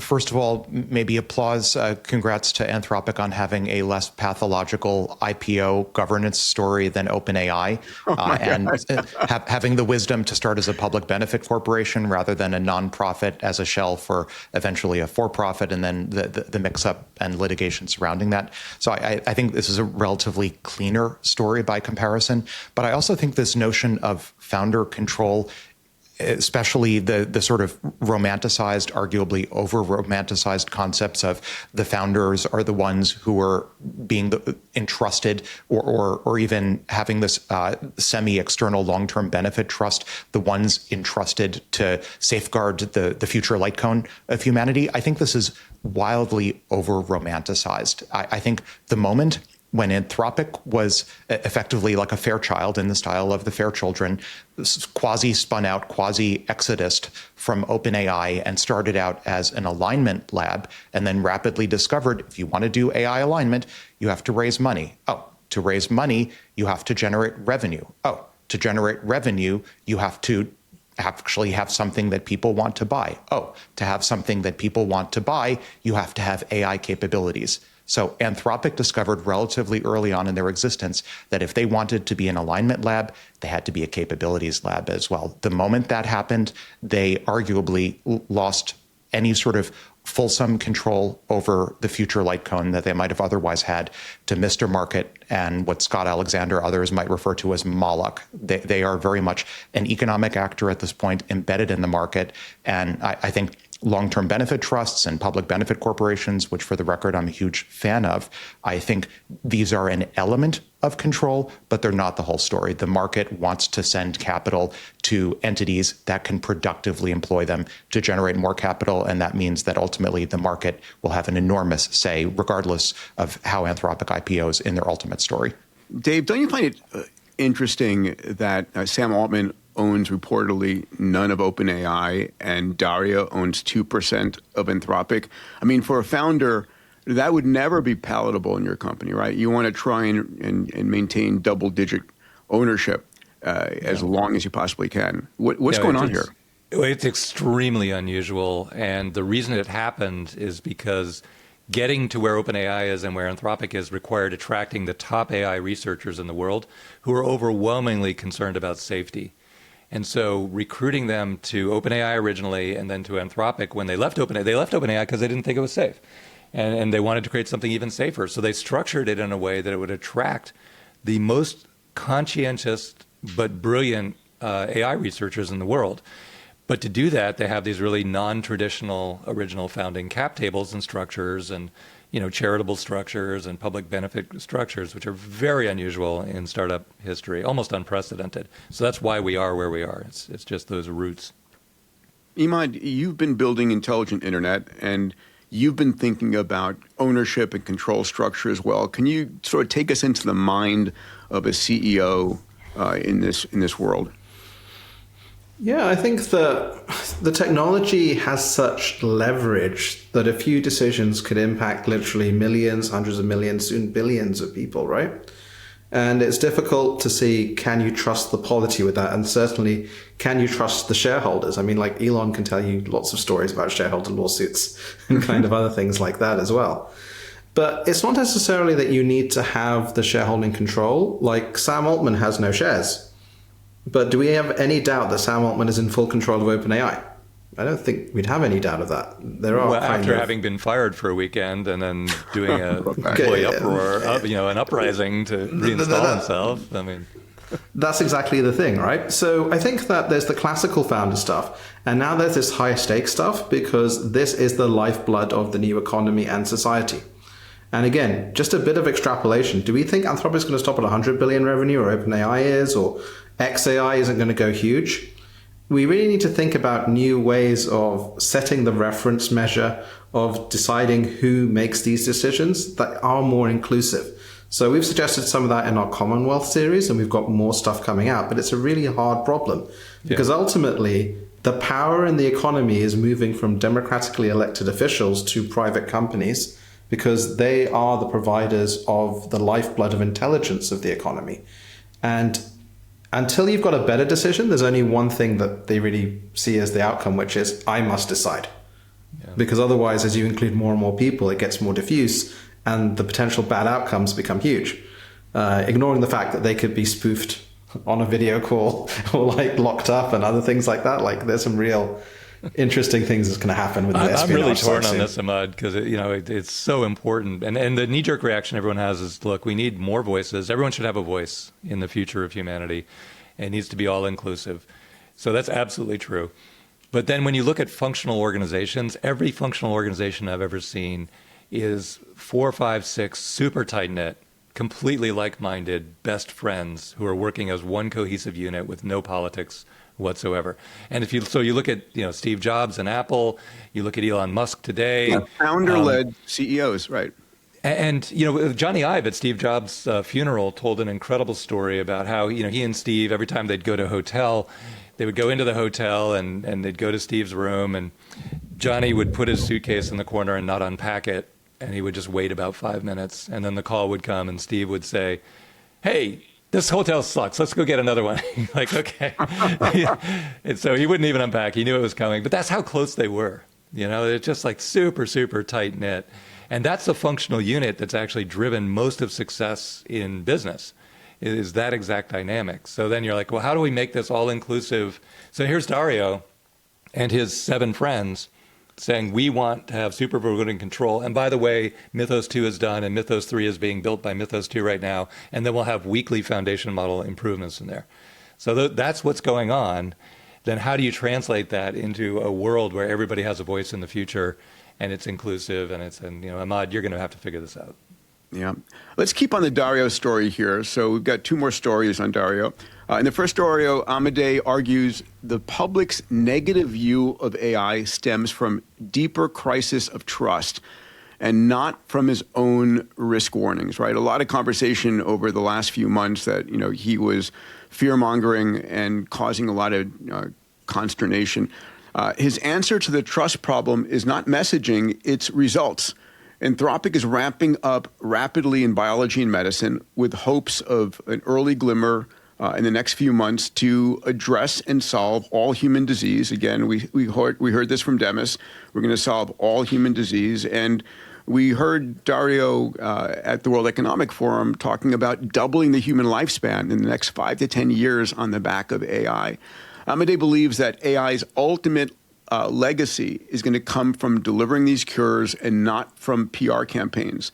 This week I had a chance to meet a new friend and have a conversation with Eric, a guy named Eric Daughter-Abrams, who heads life sciences.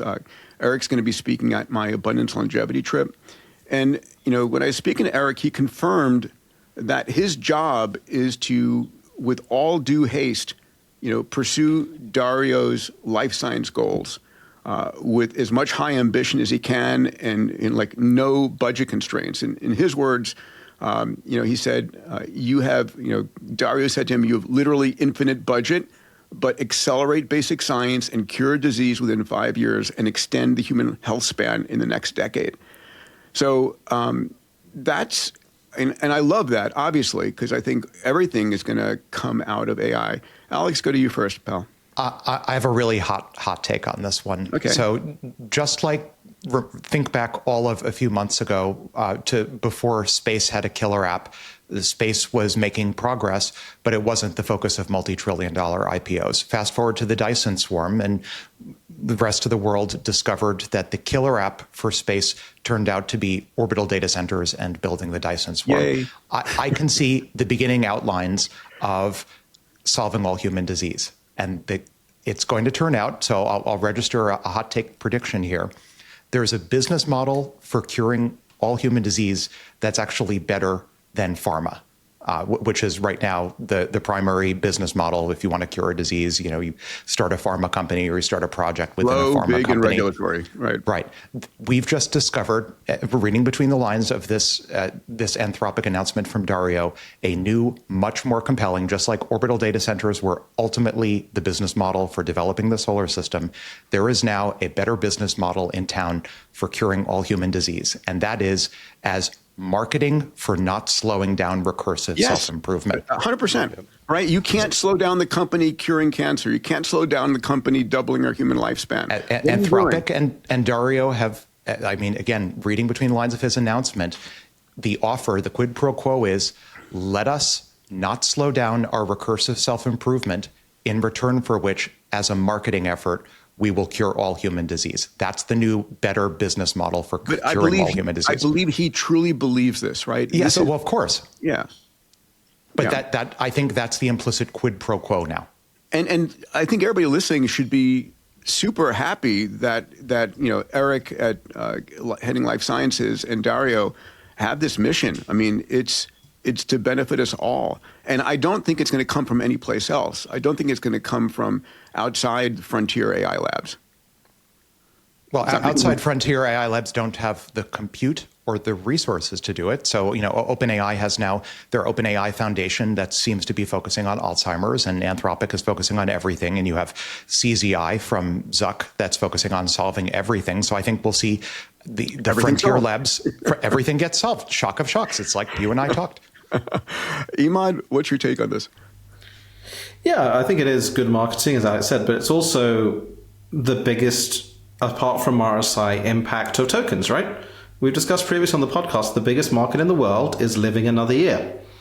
It is curing disease. Yeah. And so it makes complete sense that they will be able to attract talent, they'll be able to attract capital, and with breakthroughs get momentum on this. And whoever's first to it, I wish everyone the best, because, this stuff needs to be solved. So I think that there is the personal side, there is a marketing side, and it all comes together.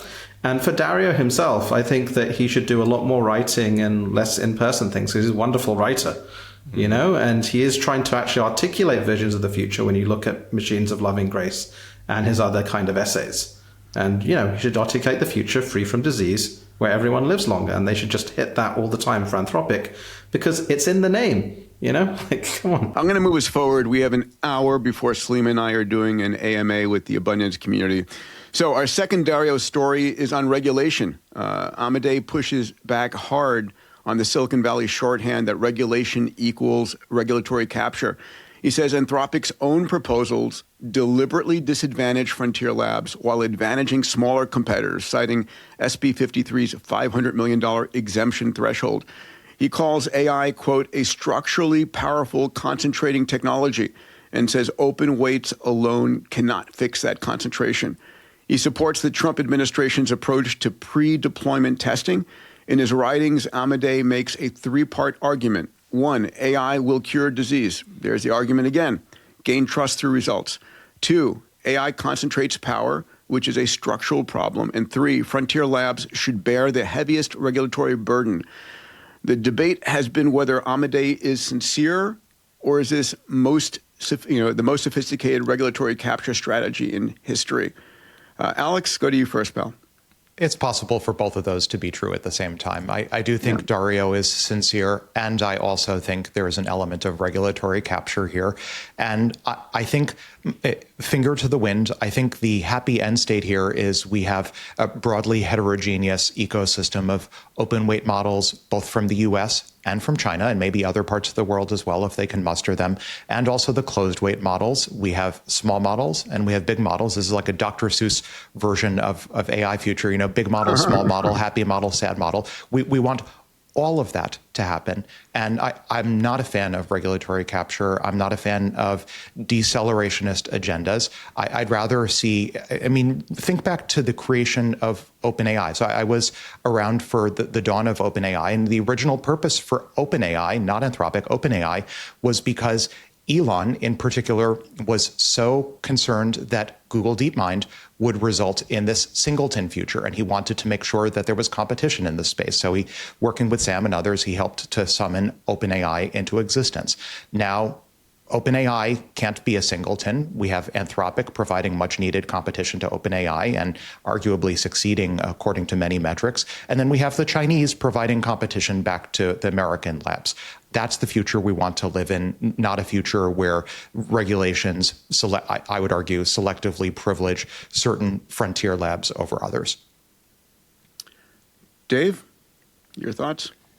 Well, what Alex said is we don't want to live in a world where one frontier lab is favored over others, but that implies that the frontier labs will control the world, and we just want multiple of them. So that does seem like the most likely, almost inevitable outcome at this stage. But that's definitely open for debate. I don't want to just leave that hanging and say, yeah, what we really need is at least 3 frontier labs competing with each other that control everything in the world. Like, okay, well, the governments of the world may not agree with that. Remember, Dave, the expression from the Cold War, I love Germany so much I want 2 of them? No, I don't remember that. This is famous. I love frontier models so much I want 1,000 of them competing. Yeah. Well, I think, nobody right now that I bump into on the street talks about a universal right to AI. But 1 year from today, everybody who is being at that point, because HBM memory is sold out and because GPUs are massively sold out, the natural next step is nobody has access to anything other than Anthropic, OpenAI, 1 or 2 others. And the Chinese can throw out every open source model in the world, but you won't find any place to run it. When you start talking about the next generation, which are 10 and 20 trillion parameter models, you need some significant hardware to run it at the level that the frontier labs are running it. And that's just not going to be available to the world as a whole as of next year. And then everybody will be saying, what is my universal basic right to artificial intelligence? So put a pin in that, because that's going to be something nobody seems to care about today, but they will very soon. On behalf of my Moonshot mates and myself, I'm inviting you to join us at our inaugural Moonshots Live event on September the 25th in downtown LA. Alex, Salim, Dave, and I will be hosting 1,500 entrepreneurs, builders, and creators, and hopefully you, for a full day dedicated to designing and building your moonshot. We'll be awarding the Build with Gemini XPRIZE, the world's largest hackathon, and the Future Vision XPRIZE film competition, over $5 million in purses. With over 25,000 entries, you're going to hear the top 5 pitches from both competitions and get a chance to shape the outcome. Join us. Seats are limited. Admission is competitive. Check it out at moonshots.com. All right. If you guys are enjoying this conversation with us, I want to invite you all to Moonshots Live 2026. This is our inaugural event. All of the Moonshot mates will be there. AWG, Salim, Dave, Emad, and we have an extraordinary day. This is on September 25th in downtown LA. You can go to moonshots.com to register. It's by application only. Looking for builders, founders, creators who want to be part of this. And our mission at this event is to help you find your moonshot, help you discover what you're going to do in life that's going to enable you to really catapult through all the, limitations you've ever imagined. Emad, excited to have you joining us. AWG, you're going to be doing a fun AMA. People can come and meet you. We'll have photos with the Moonshot mates, yourself, and a lot of incredible guests. Dave, you're going to be talking about AI investing. Yeah, I get tagged with investing, but I tell you, the attendee list at this is like the greatest visionaries. It's going to be, I'm going to learn so much. And Neil Stephenson is, of all the people on the planet that have changed my life in very material ways, reading Neil Stephenson's books, like 20 years ago, and now we're talking about exactly what he predicted in Diamond Age and the other books, Snow Crash and Cryptonomicon, like it was Cryptonomicon, like it was written yesterday. Yeah, I mean, I just reread Diamond Age, and it's so hard to predict the future and have it not go out of date so quickly. And it's still an amazing book, right? Incredible. Oh this is going to be an amazing day. I can't wait. Yeah, it's going to be so exciting. We're just a quick note on some of the guests. Palmer Luckey is going to be there, the founder of Anduril. We're going to be, the Moonshot Mates are going to be having a deep conversation with him, unpack his vision of where things are going.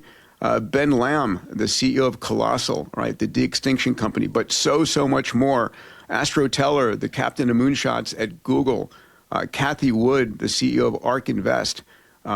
It's going to be amazing. And then we have, we're awarding the Gemini XPRIZE there. So this was a competition asking teams in a 90-day hackathon to go from a clean sheet of paper, program in English, using the AIs out there, to build a company that impacts 100,000 people or more.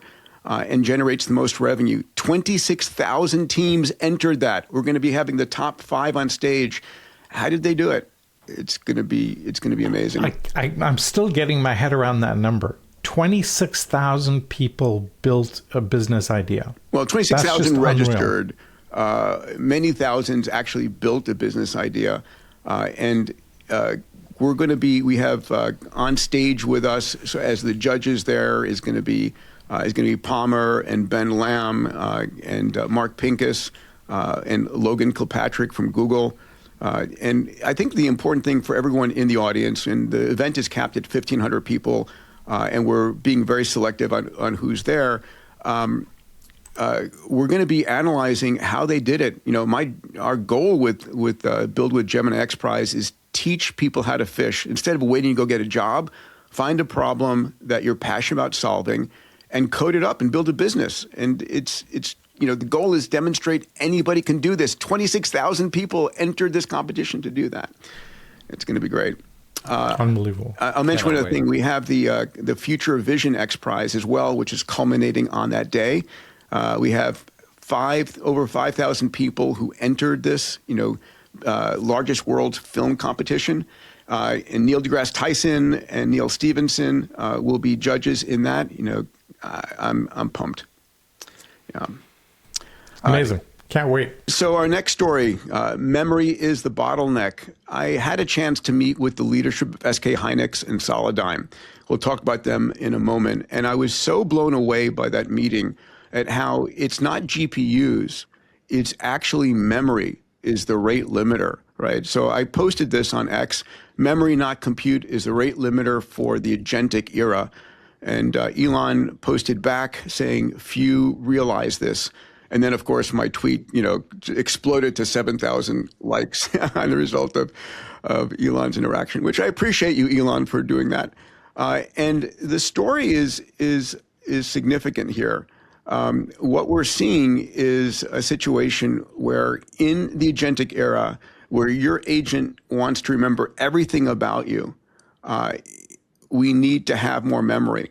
So, the first story here is the stratospheric increase in memory prices. They've climbed 500% in 12 months. Hyperscalers are reportedly locking in their global DRAM production rates through 2027. SK Hynix CEO warned that 2027 will be the worst year for memory supply in industry's history, and demand will outstrip production capacity well into the 2030s. The second story is that only 2% of the world's memory chips are made in the U.S. While the global production rises 20% annually, AI demand for memory is growing at a rate closer to 200%.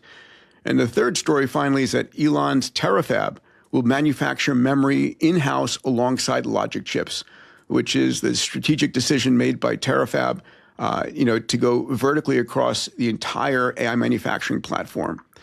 And then finally, Solidigm, SK Hynix's U.S.-based NAND and enterprise SSD business, has staged a dramatic turnaround according to the NASDAQ listing. First, its first half revenues hit $8.6 billion, with net margin gains going from 3.9% to 47.7%. So the memory story is simple. AI needs memory to think. Every GPU needs 4 to 6 times its cost in memory to function. As models get larger and agentic context windows expand, memory demand is growing faster than compute demands. Alex? Yeah, there are a few different aspects here. If you remember during the pandemic when there was a toilet paper shortage, part of the...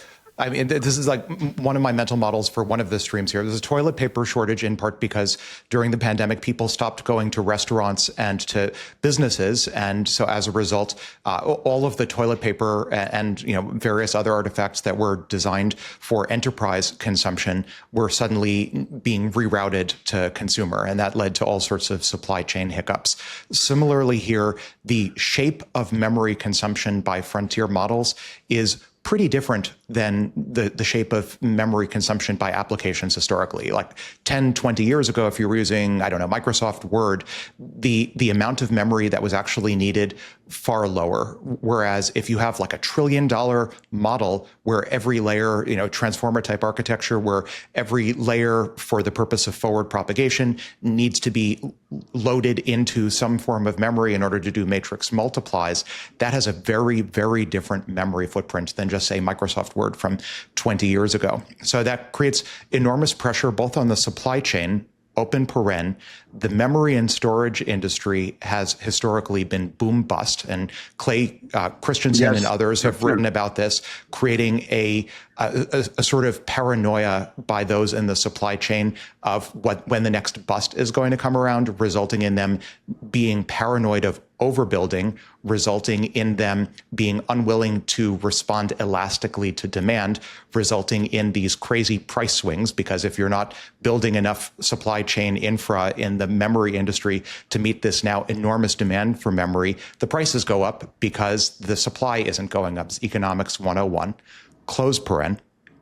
There is a second angle here, which is the shape, the physical shape of memory itself. If you look at how memory historically has been consumed by compute now, like 20 years ago, again, I'll pick on Microsoft Word, it was very much what one might call like a von Neumann type architecture. You have clean, crisp separation between the memory and the compute, more or less the equivalent of like a Turing machine type tape where, okay, so you can randomly access different parts of memory and then you can load and then you do some compute and then you store back. But there's basically a clean separation between the compute part, which is the head, and the memory part. The advent of transformers and then frontier models has completely turned the whole situation upside down. People for decades, I remember 20 years ago when there were entire DARPA programs devoted to looking for what a post-von Neumann architecture would look like. Well, we found it. And HBM, I would argue, is like the foothills of high bandwidth memory, right? High bandwidth memory, which is the most highly sought after form of memory. It's basically like 3D architecture where you have multiple memory layers physically sitting on top of the compute in one package. This is, I think, the foothills of a post-von Neumann architecture where the memory is starting to finally merge with the compute. The memory transistors are right now layered on top of the compute transistors, but they're going to merge and we'll finally get past the Turing tape and the von Neumann architecture. And I think that combined with the paranoia in the memory industry for the next bust, whenever it'll come, I think those two create this perfect storm where you see memory prices skyrocketing 5x in a year. Let me put a number on it. When I was meeting with the SK Hynix leadership, they said the need right now is for them to 4x their manufacturing capacity, and 2xing it would cost them $1.5 trillion. And historically, this boom bust, they would never make that large of an investment because there was always a bust afterwards. And they're paranoid. They're scared of not surviving the next super cycle. Yeah, exactly right. Dave, do you want to jump in? Well, TSMC said the exact same thing with GPU manufacturing. They were paranoid that if they ramped up the fabs, which are, the fabs are $20 to $40 billion each. So if they ramped up production in assumption that NVIDIA would want more and Apple would want more, they would inevitably be overbuilt. And of course, that's wrong. AI scales to infinity, demand scales to infinity. But the other counter pressure is that photonic computing and new physics are imminent. And so you're like, HBM is a Rube Goldberg mess. It's absolutely, it's the biggest joke in the world because it's random access memory, but you're streaming sequential files off of it. Yeah. It's so insanely stupid. So it's the most valuable thing in the world right now. But better designs are going to come very soon because AI can invent things so quickly. Yeah. So everybody's scared to overbuild or overinvest.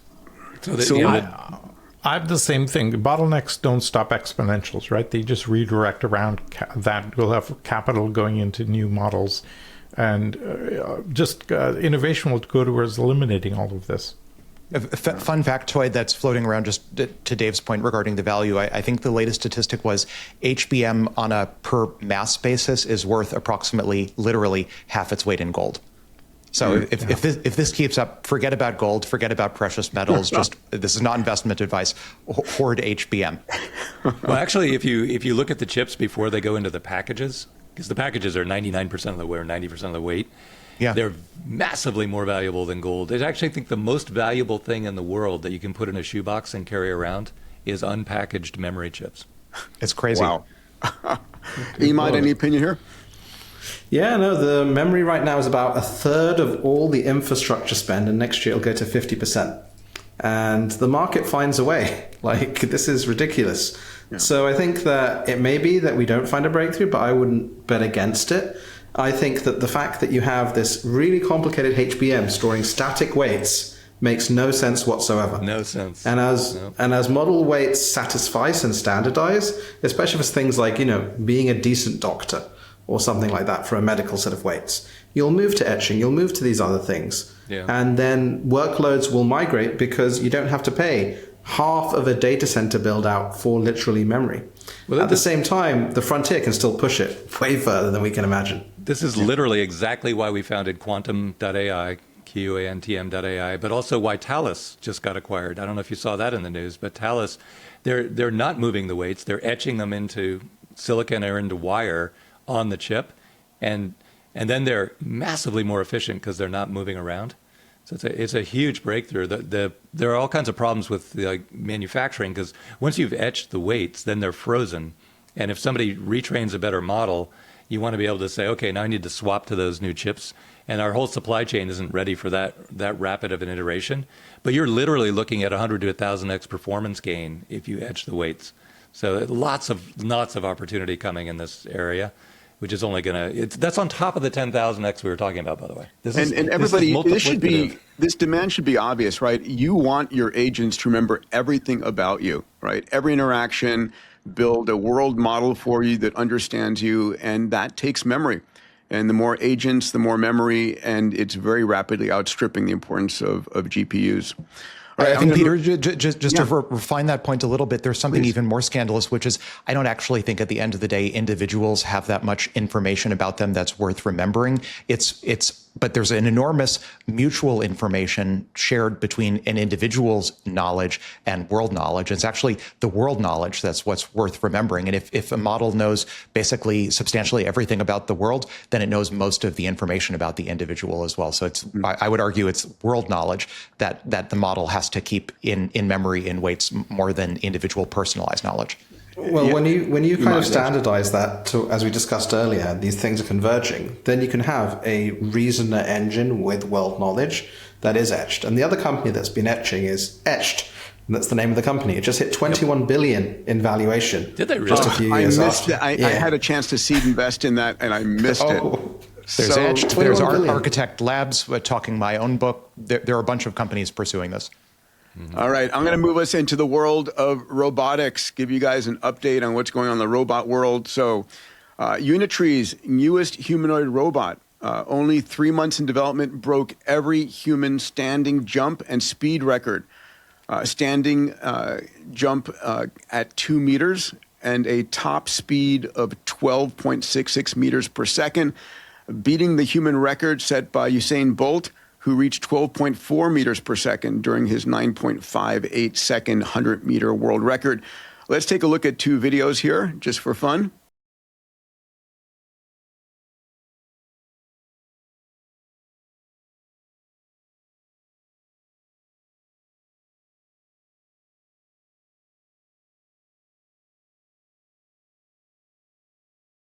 And then another video of that superhuman race, because it ends in a nice little scenario here.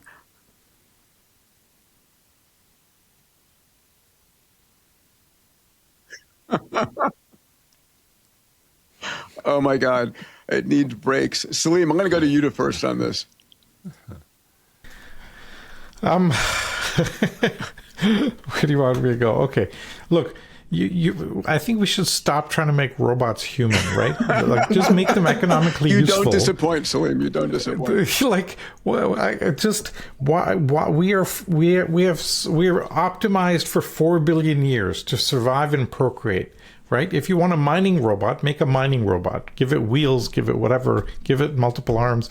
By the way, I just want to say thank you to all the fans that send me images of like 6-arm robots and stuff. It's awesome.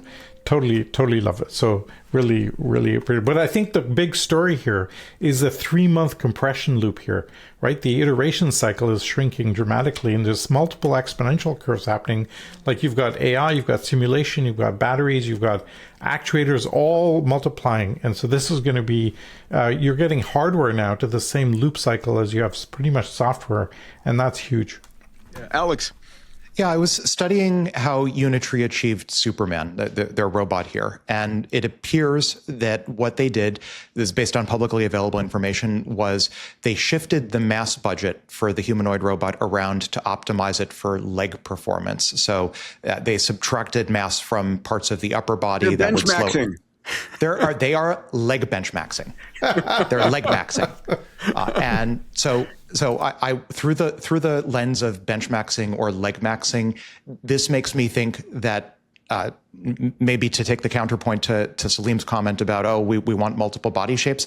I actually think this is not a stable equilibrium. I do not think that we end up in a world where we have some robots that have like really strong legs but really weak upper bodies, and other robots that look totally non-human but have really strong arms or whatever. I think that would be, by analogy, if you remember, like in the 1980s, before the broad advent of personal computers, or the 70s, or call it 70s or early 80s, before we had broad general purpose PCs, and there were like dedicated word processing devices and dedicated other devices, and we had Wang Computer in Massachusetts.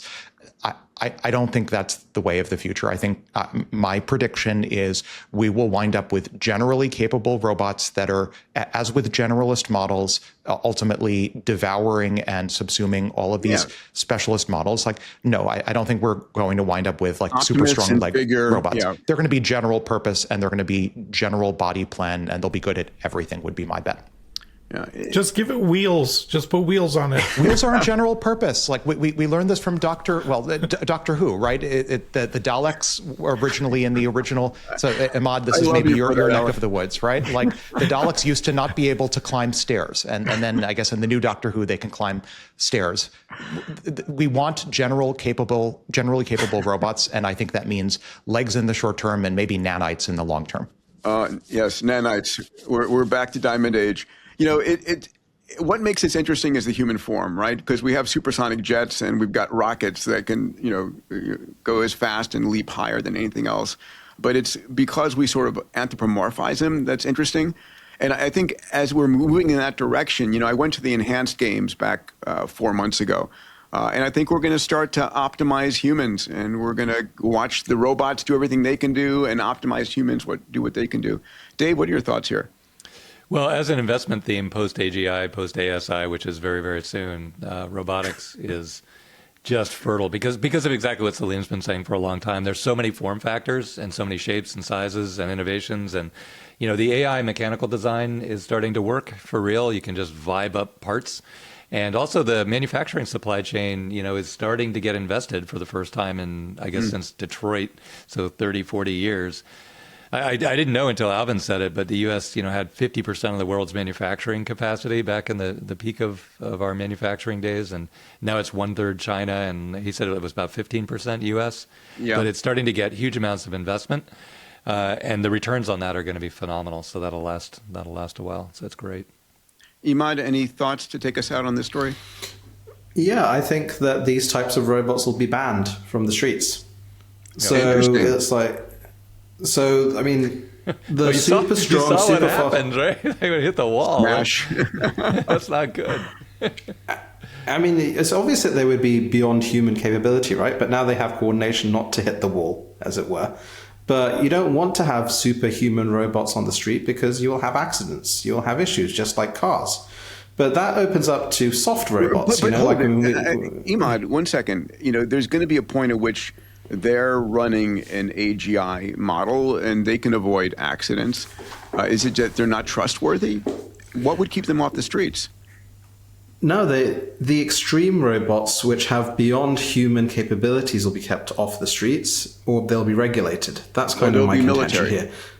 Well, yeah, the 1X robots, for example, some of us will be getting ours. They're nice and soft, They have all these things. They can't twist off someone's head or accidentally punch a hole in them. Whereas these now, you will have the extreme robots like the Ferraris, but most people will get Volkswagens or the equivalent. Mm-hmm. Mm-hmm.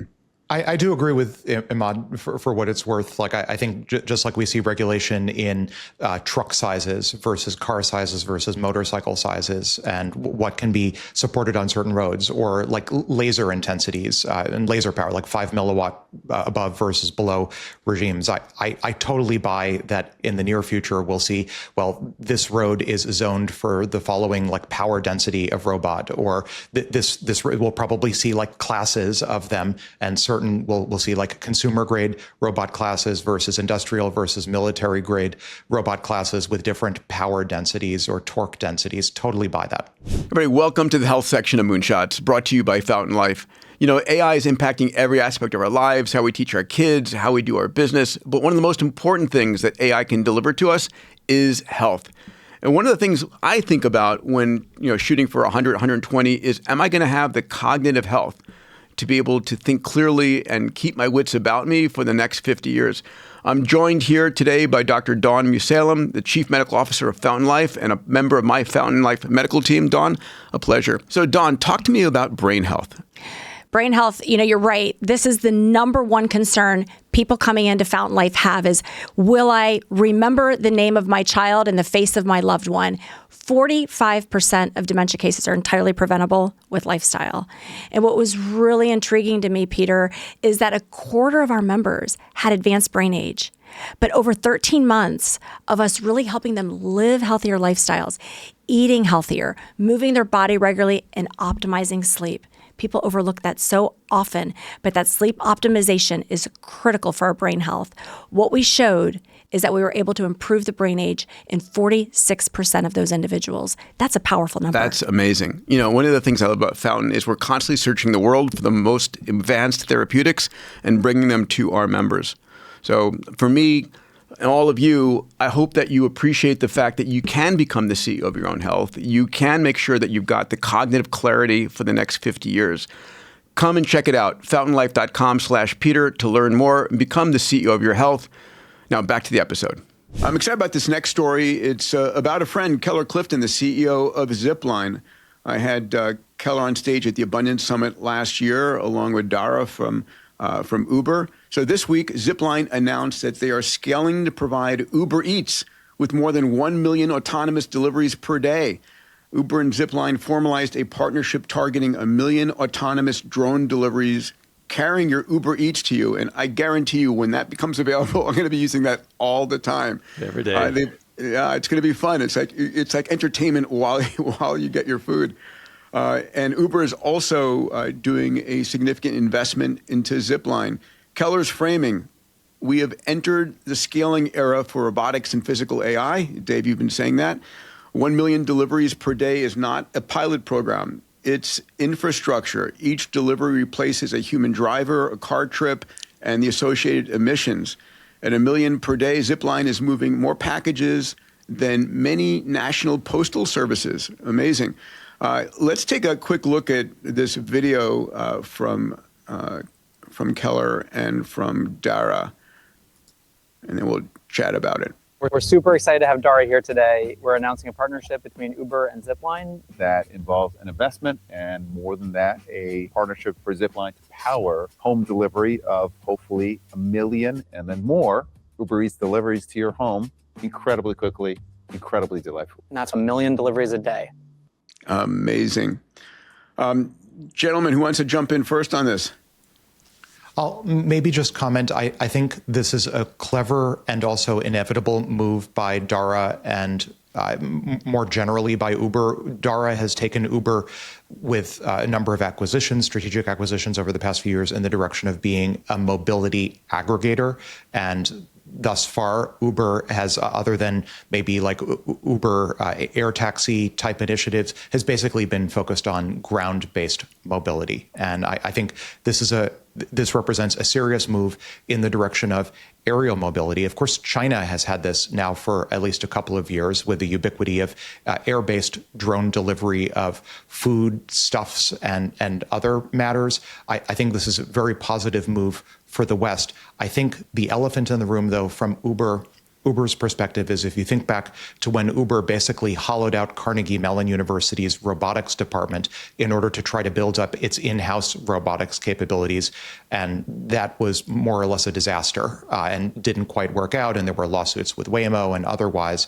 I think this is, call this Uber's mobility plus autonomy 2.0 strategy, where Uber focuses on being an aggregator at the software layer. A platform player. An aggregator in particular, right? So third parties, including, by the way, Waymo, are providing all of the physical autonomy, and Uber is just the demand aggregator for everyone to consume mobility from all of these different third-party providers. I think that works really well for Uber as long as it maintains competition, healthful competition among all of its mobility suppliers. It's bad for Uber if the industry verticalizes and if Waymo or Zipline and someone else just decides we don't need Uber as an aggregator, we'll just do an end run and sell directly to the customers. You know what I think is incredibly cool, just incredibly cool, is if you drive down any street in America, any suburban street, any urban street, it goes fast food, car dealer, fast food, car dealer, fast food, car dealer. And in the very near future, the food will be off the main street and it'll just pop over the mountain and drop on your lap, and the car will drive to you. There's no brilliant, Dave. It's going to be so nice. Oh my God. Yeah, it'll totally reshape things. This was very EXO, by the way, because you've got Uber, as we've said, aggregating demand, and then Zipline gives you all the autonomous assets. Infrastructure. Amazing. Yeah, by the way, but I think Alex's point is really important, that if they try and kind of control it. But what we heard from Dara last year on stage was that he's planning on creating as many partnerships as possible and becoming kind of like that wiring. Yeah. And that, I think, is a smart play. By the way, if people are interested in the Abundance Summit, it's in March every year. We bring in, CEOs like Keller Clifton and Dara from Uber and Elon and across all of these areas. It's March 7th through 12th next year. You can go to abundance360.com. The mates are going to be there as well. Yeah, go ahead. I'll make one forward-looking prediction here, right? Because this is something we probably could have seen coming. Let's bridge forward.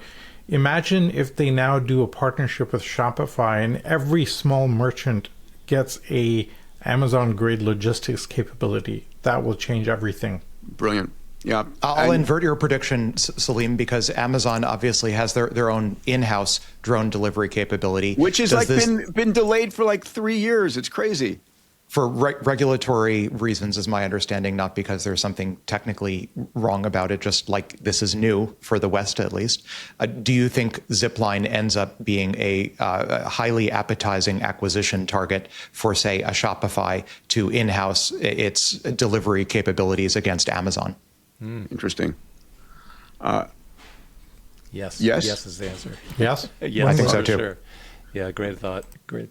And then this is, by the way, I should add, like the hot news for the past day is the video going around social media of a woman watching in horror as one of these drones delivers her package into her swimming pool and it sinks. Well, we just had back-to-back on this pod. Etched and Zipline are both companies where on founding day, you're like, really? Can that? Yeah. There's no way. The amount of moving parts required for that to work, and now you're looking at 20 billion and whatever. We're going to have Keller on this pod. Keller's agreed to come on the pod and talk to us about this. Maybe we'll do it live over at Zipline. It's up to you guys what you want to do. Yeah. And then, by the way, sorry, go ahead. No, and then we also have a lot of incredible guests that are coming. We're going to bring back our dear friend, the CEO of Figure AI. Brett's coming back on the show, or we're going out to him. So that's going to be fun. You were going to say, Salim? No, I just want to say this whole delivery by drone, we had a Singularity University project in 2010 that did this, right? And they looked at Africa, and they realized that Africa leapfrogged the entire landline and went to 1 billion mobile handsets. Why would you spend $1 trillion putting roads across Africa? Just go straight to drone delivery. And they demoed that, and that apparently inspired Amazon, and I think cascading down a lot of the others here. So and the backstory here is that Keller Clifton, a San Francisco-based company, began operations in Africa because they were able to take advantage of regulatory arbitrage. You know, the country wanted them there, and they developed operations and safety, and then came back to the U.S. Yeah, what Rwanda did, where a lot of the starters was, they basically said there's a 3-dimensional tube across the country, like a superhighway. And if you keep your drone in that 3-dimensional corridor, you can do whatever you want. And that allowed people to really go and play with things. Really, really big breakthrough. Yeah. All right, I'm going to move us to our final segment on health, a really important one for everybody. Health is your new wealth. So 3 exciting stories. The first story, perhaps the most significant, is out of Moderna and Merck, announcing that their mRNA cancer vaccine succeeded in a late-stage melanoma trial, marking the first phase 3 validation of personalized mRNA immunotherapy. So more than 8,500 people in the United States are expected to die from this deadly skin cancer this year alone. This is the cutting edge of science, right? The vaccine works by sequencing a patient's tumor mutations, identifying neoantigens, unique antigens for that cancer, and then manufacturing a custom mRNA vaccine that trains the patient's immune system to attack the tumor. So let me unpack this a little bit. So the first thing you're doing is you do a surgical resection of that tumor. You grab tissue, you do a whole exome and RNA sequencing. You feed that into a machine learning model that's looking for unique antigens. It ranks them, like here's the most unique surface antigen, mRNA encoding up to 34 patient-specific antigen targets. And then it's manufactured and shipped in only 8 weeks. Every mRNA vaccine developed using machine learning creates a unique mRNA sequence for every patient. So a vaccine for you is not the same as a vaccine for me. The phase 2 results stopped recurrence of death by 49% and distant metastasis or death by 59% over 5 years. And it's expected that the cost of this treatment will be as low as $5,000. Moderna stock surged 110% after announcing these results. Alex, I'm going to go to you first on this. So many thoughts on this. So the superficial thought, this is obviously a great day for cancer survivors and for treating cancer in general. That's the superficial thought. I'll go a level deeper. First of all, I want to browbeat Moderna and Merck just a little bit for naming this drug. So the drug's name, the official name is, I'll see if I get this right, Istismeran, I think is how it's pronounced. Yes. So in like doing research, turns out Istismer in Turkish is the word for exploitation or abuse.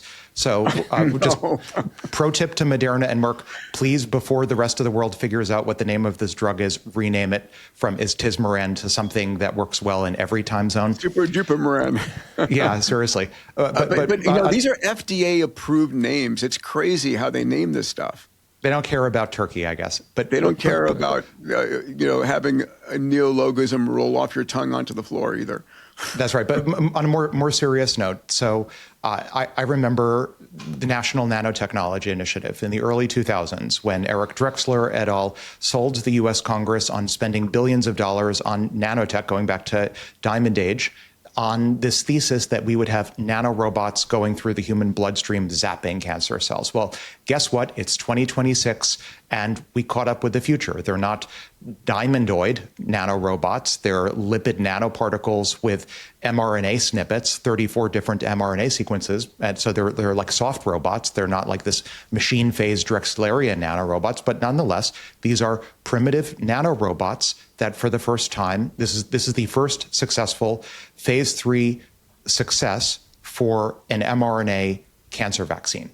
this is the first, but not the last. There are going to be so many of these. All you need to do is look at Moderna's pipeline, which I think they do an extraordinary job, and they're only a few blocks away from me here in Cambridge, of maintaining a public pipeline website where you could see the clinical stage of every one of their vaccines for infectious disease, for some rare diseases, for cancers, for other classes of diseases.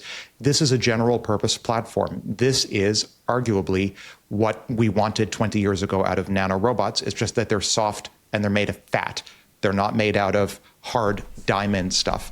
And so that's one point. Second point I just want to highlight, there's a technology underneath this that I think is going wildly underpublicized, which is the RNA sequencing technology that's enabling this to be personalized. So Peter, you touched on the first half of this, which is the RNA sequencing and mRNA sequencing of the tumor. But in order to calibrate what the right expression profile is for the tumor, you also need a second mRNA sequencing profile from the bloodstream to know what's abnormally expressed in the tumor and what isn't. So that's from another company called Personalis that has what they call their next personal sequencing technology that they originally developed, in my understanding, to do blood-based trace cancer detection. So I if asked the question, how does this all look? Like Grail, this liquid biopsy. Like Grail. Yeah. So I think extrapolate out a few years, maybe we won't even need for personalized cancer therapy. Maybe we won't even need to sequence the tumor itself. Maybe we'll just get all of this from the bloodstream and be able to do continuous medical monitoring via fully agree. These models. Yeah. Yeah, fully agree. And two things. I was going to say a quick congratulations to a friend, Stefan Bansal, who's the CEO of Moderna. They got a lot of negative news on the COVID vaccines. I mean, even though they came out with the vaccine very rapidly, the work that Moderna is doing is amazing on personalized cancer vaccines. They're also building out the ability. There's a lot of endemic, CMV and Epstein-Barr virus out there, in the world population. And they're building out the ability for you to actually fight those infections internally to yourself. So a lot of headroom for Moderna here as they dive in across the board and use this technology. Salim? Two things that struck out to me. One is the regulatory structure that's allowing for personalization. That's a huge thing. We've never been able to do that before. So that opens up the floodgates for all sorts of things.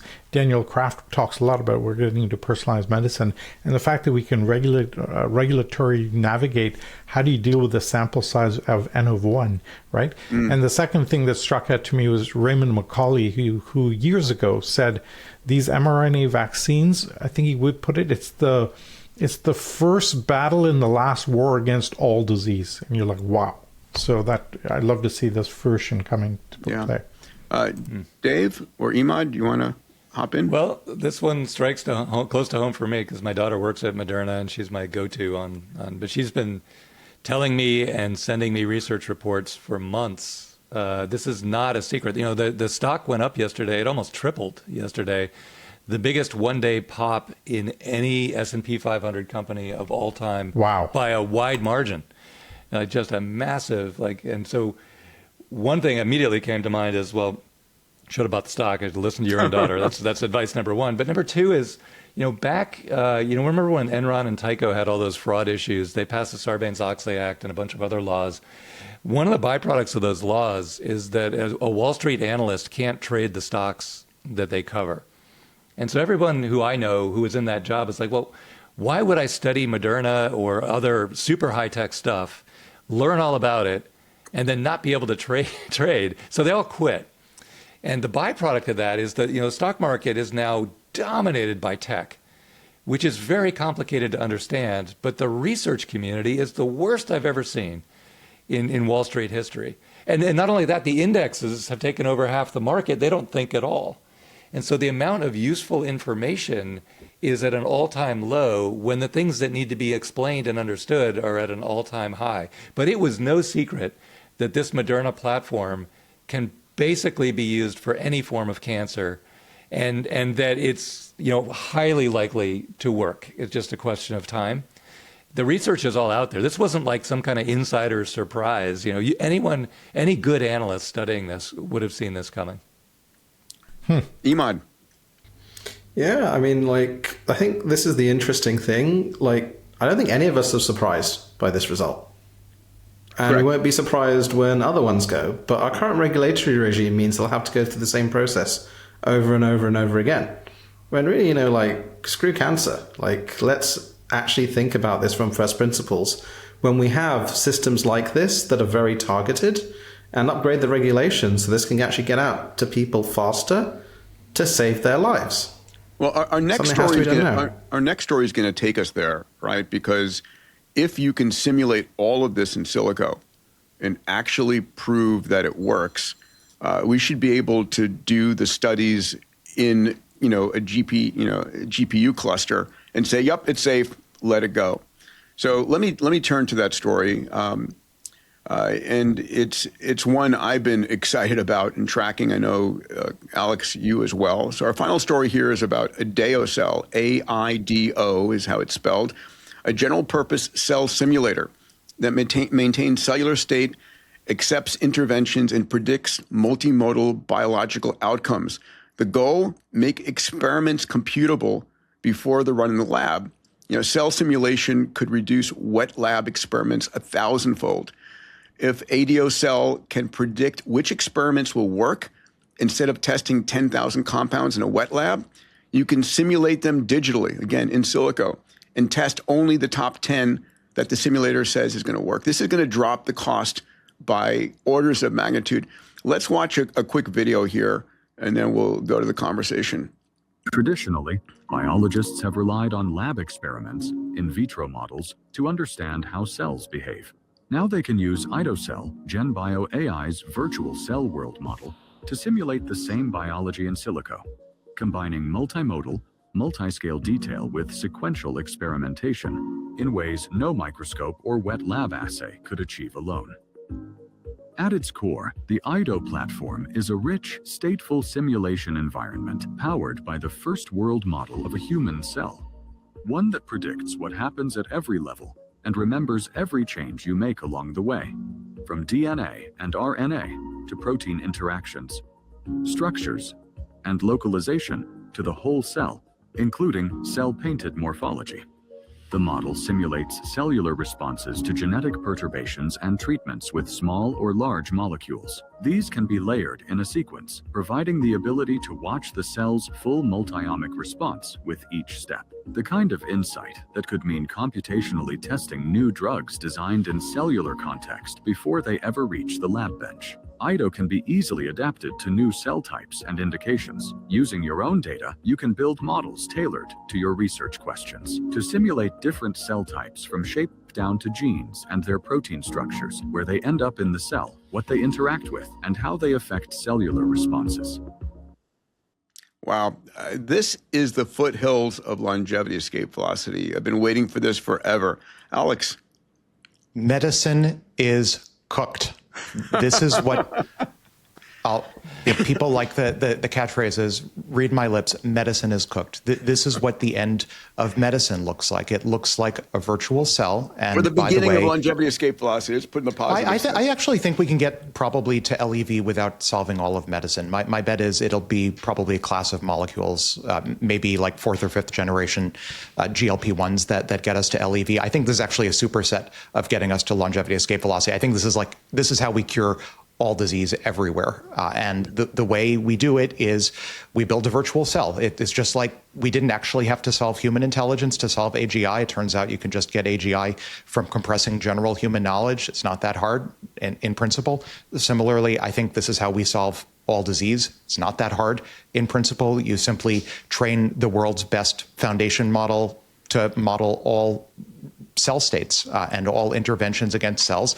And then you do like an AlphaGo type tree search against possible interventions to discover how to steer a virtual cell state from a diseased state to a healthy state, and then generalize that to tissue and organisms. And boom, you've solved all human disease. I think that's like the end game. This is hyper-personalized for you, right? You insert your DNA sequence, all right, and your current blood chemistries and all of that, and there's an in silico model of your biology, and it will tell you whether this drug works for you or doesn't.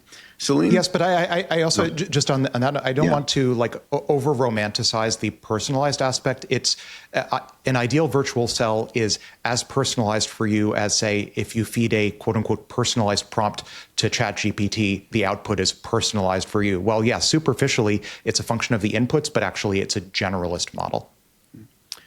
Salim, your thoughts, pal? Well, this has been a trend. I'll go back to the biotech stuff, right? We've been turning biology into information. When you turn something into information, it hops on the exponential curve, and we're seeing this go through live. And each of us have 50 trillion cells in the human body, right? Roughly. Essentially, when you can model that, essentially a human being becomes a software engineering problem. And we have really good techniques to navigate software, read, write, understand, et cetera, et cetera. And the amazing thing for me, we've done a good job in reading. You have reading, writing, comprehension, right? When you're trying to learn a new language, in this case, the language of biology. We've done a pretty good job of reading. We've started to do writing with CRISPR and now these mRNA vaccines, et cetera. This gives us a huge depth into the comprehension side with the digital twinning that can take place. So holy crap, this opens up the door. I would go with Alex's comment that medical is cooked. Emad. Yeah, this is kind of my hope for what the Genesis project would be like. It seems very straightforward to me now that if we had a Manhattan Project to cure disease through in silico massive human body models, cell models, and organizing all our collective knowledge on cancer and autism and all these other things, we will definitely get a result. The labs are doing that. It's not going to be a government program. The labs are going to do that for us. But I'm like, why don't we actually get together and get governments to put into a Manhattan Project type thing and just have a straight shot at it and make all the data open? I think this could be the biggest. Your point is well taken. At least the government is sitting on a lot of data, and the government could externalize all the data to the private labs like CZI and IDOCell and others who are all building foundation models, make it a public good that they can all train off of, a common crawl. Yeah, we've done that in the UK where you have access to this. Every government should follow suit. And this fits with what we talked about earlier with Anthropic. Again, what are they going to apply their computation to? They will build a human cell model. They will build a whole body model. But I'd prefer for those to be public goods and us to say, let's cure cancer, let's address all these negative kind of things, and let's understand the body like never before. Again, that's much better than building an atom bomb even, because it will have the biggest impact on humanity ever. Mm-hmm. Dave? Well, just for anyone listening who's not a biotechnologist and are like, well, I'm not going to build a full cell simulator. I have no idea how to do that. You're thinking about it the wrong way. You heard earlier on the pod that we're looking at 10,000x expansion in AI with some other innovations that could be more like 1,000,000x. It's totally data starved. The full cell simulator is a way that it can design thousands or hundreds of thousands of experiments and get reasonably good test results back through a simulation rather than having to run millions of assays. That also applies in all kinds of other areas where every investment we've made in a company like Mercor or Mikado that is wrestling with new types of data to feed the AI, they're thriving and growing and making money and valuation. Mercor's worth 40 billion or 20 now, 40 by the end of the year. They're just absolutely killing it. But every field of endeavor is going to be data starved. So no matter what you probably know a field that needs to supply data back to the great AI.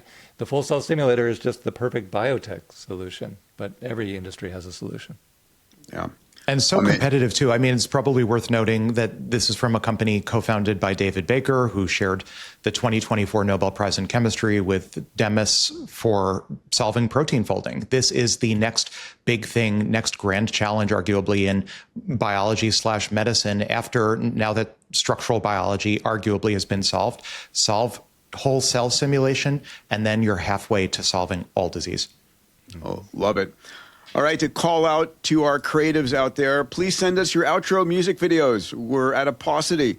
Send them to media@diamandis.com. We love your outro videos, want to see it. Before we go to our AMA, a quick note again, follow us on X @moonshots_pod. We're going to be putting out clips and putting out these podcast recordings on X as well. and join us at the Moonshot Summit. Go to moonshots.com to apply. Gentlemen, Salim and I have an AMA with the abundance community in 8 minutes. So I'm going to suggest we speed run the AMA, if you don't mind. We're going to do the AMA in 8 minutes. We're going to do the AMA in 8 minutes. Answers. Yes, okay. Warm up. All right, Emad, you pick one first. Can't we keep making frontier models more energy efficient instead of building all this new power at Brion 75? Yep, I mean, that's necessity is the mother of innovation. As we run out of energy, as we run out of RAM, you're going to optimize immensely, and I think it'll be a big boon for everyone. Salim. Will we see an XPRIZE aimed at solving the electricity supply problem?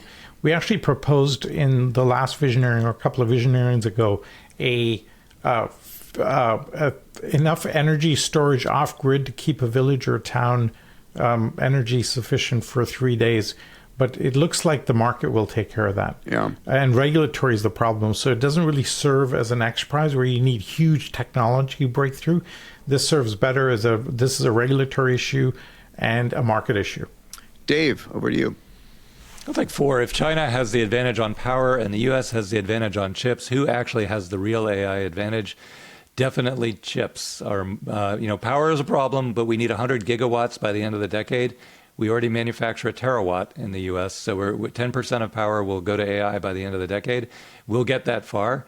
Then we'll be really desperate for more power. But between here and there, it's all about chips. Every chip, that's why memory is up 5x. So that's the bigger advantage in the short run. Yeah. Alex, number 2 is for you. Number 2 asks, could interconnected microgrids popping up everywhere reduce the load on the main grid enough to matter? I think I would invert the question, invert the premise of the question. It's not that the load on the main grid is going to be reduced.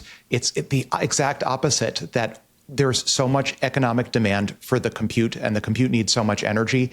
Before long, unless we fully externalize all of the compute to orbit and the Dyson swarm, these data centers are going to be generating a surplus of energy that can be pushed back onto the grid and driving utility prices negative.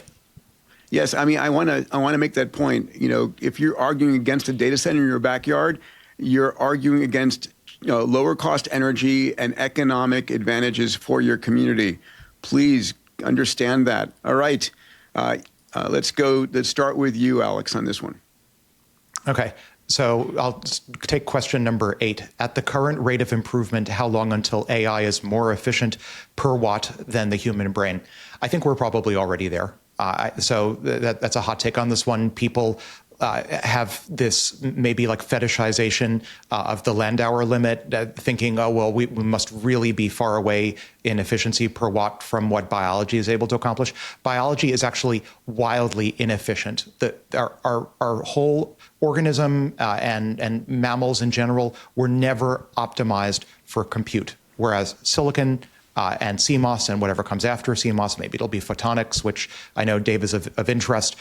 It was optimized from scratch, was designed for compute. I don't think the human brain is as efficient as many think, and the argument can be made that actually, if you look at a watts per task or watt hours per task basis, the leading edge GPUs may actually be already more efficient than human brains. Especially if you take into account the amount of energy required to train up a human over the course of 20 years, right? Yeah, lifetime total cost of ownership, as it were. I'll put a pin in a corollary to that, too. People use the power difference as a way to explain that AI thinking is very, very different from human thinking. I think that people will soon realize that it's not that different at all. The power difference will go away very quickly. But also this, that's why it's nothing like us, will also gradually go away. Salim. I will take number 5. What's actually driving the rush? Why not keep energy growth at past levels and accept slower growth from because it hurts Salim's head. WHD and DRN? I think the easy thing here is intelligence is looking more and more like a general purpose input that will drive economic growth. Right. And so saying let's have less intelligence, saying let's have less electricity or less internet, you want more of it. And it improves research, improves drug discoveries we saw all today, logistics, everything. So you want as much of it as possible. There's also competitive pressure. If one company slows down or country, then others won't. So it's not about accepting that capacity. You got to get your head around the abundance idea. The thing we should be doing is accelerating energy abundance. All right, Dave. I'll take the easy one, number 7. Whatever happened to fuel cells? Actually, Elon Musk started, his passion in life was ultracapacitors originally. Yes, that was his Stanford thesis before he dropped out before starting. Well, whatever happened to those too? What happened is lithium batteries worked far, far better than anyone ever would have predicted, and they're still improving. So it sucked all the capital out of the other ideas. So that's all that happened. All right, Emad, close us out here. Yeah, if 71% of Americans oppose data centers, is this grid build-out actually going to help regular people's electricity, or just make it scarcer or more expensive? David Harmon, Note 03. I mean, it's what you just said, Peter, right? It's going to make your electricity cheaper. More power is good. These things are not polluting. We need more data centers, we need more power, and we need to make sure it's all built right. Amazing. And you guys did it. You did it in 8 minutes. And Salim, we've got a whole 60 seconds to get over to our abundance community. I'm going to be 2 minutes late. I got to get a little bit of food in me before we go to the next I'll cover for you in the meantime. All right. Gentlemen, Jesus Christ. I love you all so much. This was such a fun pod awesome. today. Just sure so much. And your brilliance, you guys are amazing. So proud to have you as our moonshot mates. Alex, Dave, Emad, Salim, thank you always. Thank you to our listeners. We love having you, and hopefully you find this, a way of keeping up with what's going on in the world, because we are in an accelerating singularity, and no time to sleep, no time to blink. Don't Don't get fatigued like I did. Yeah. Take care, guys. Be well. All right. Thanks, Peter.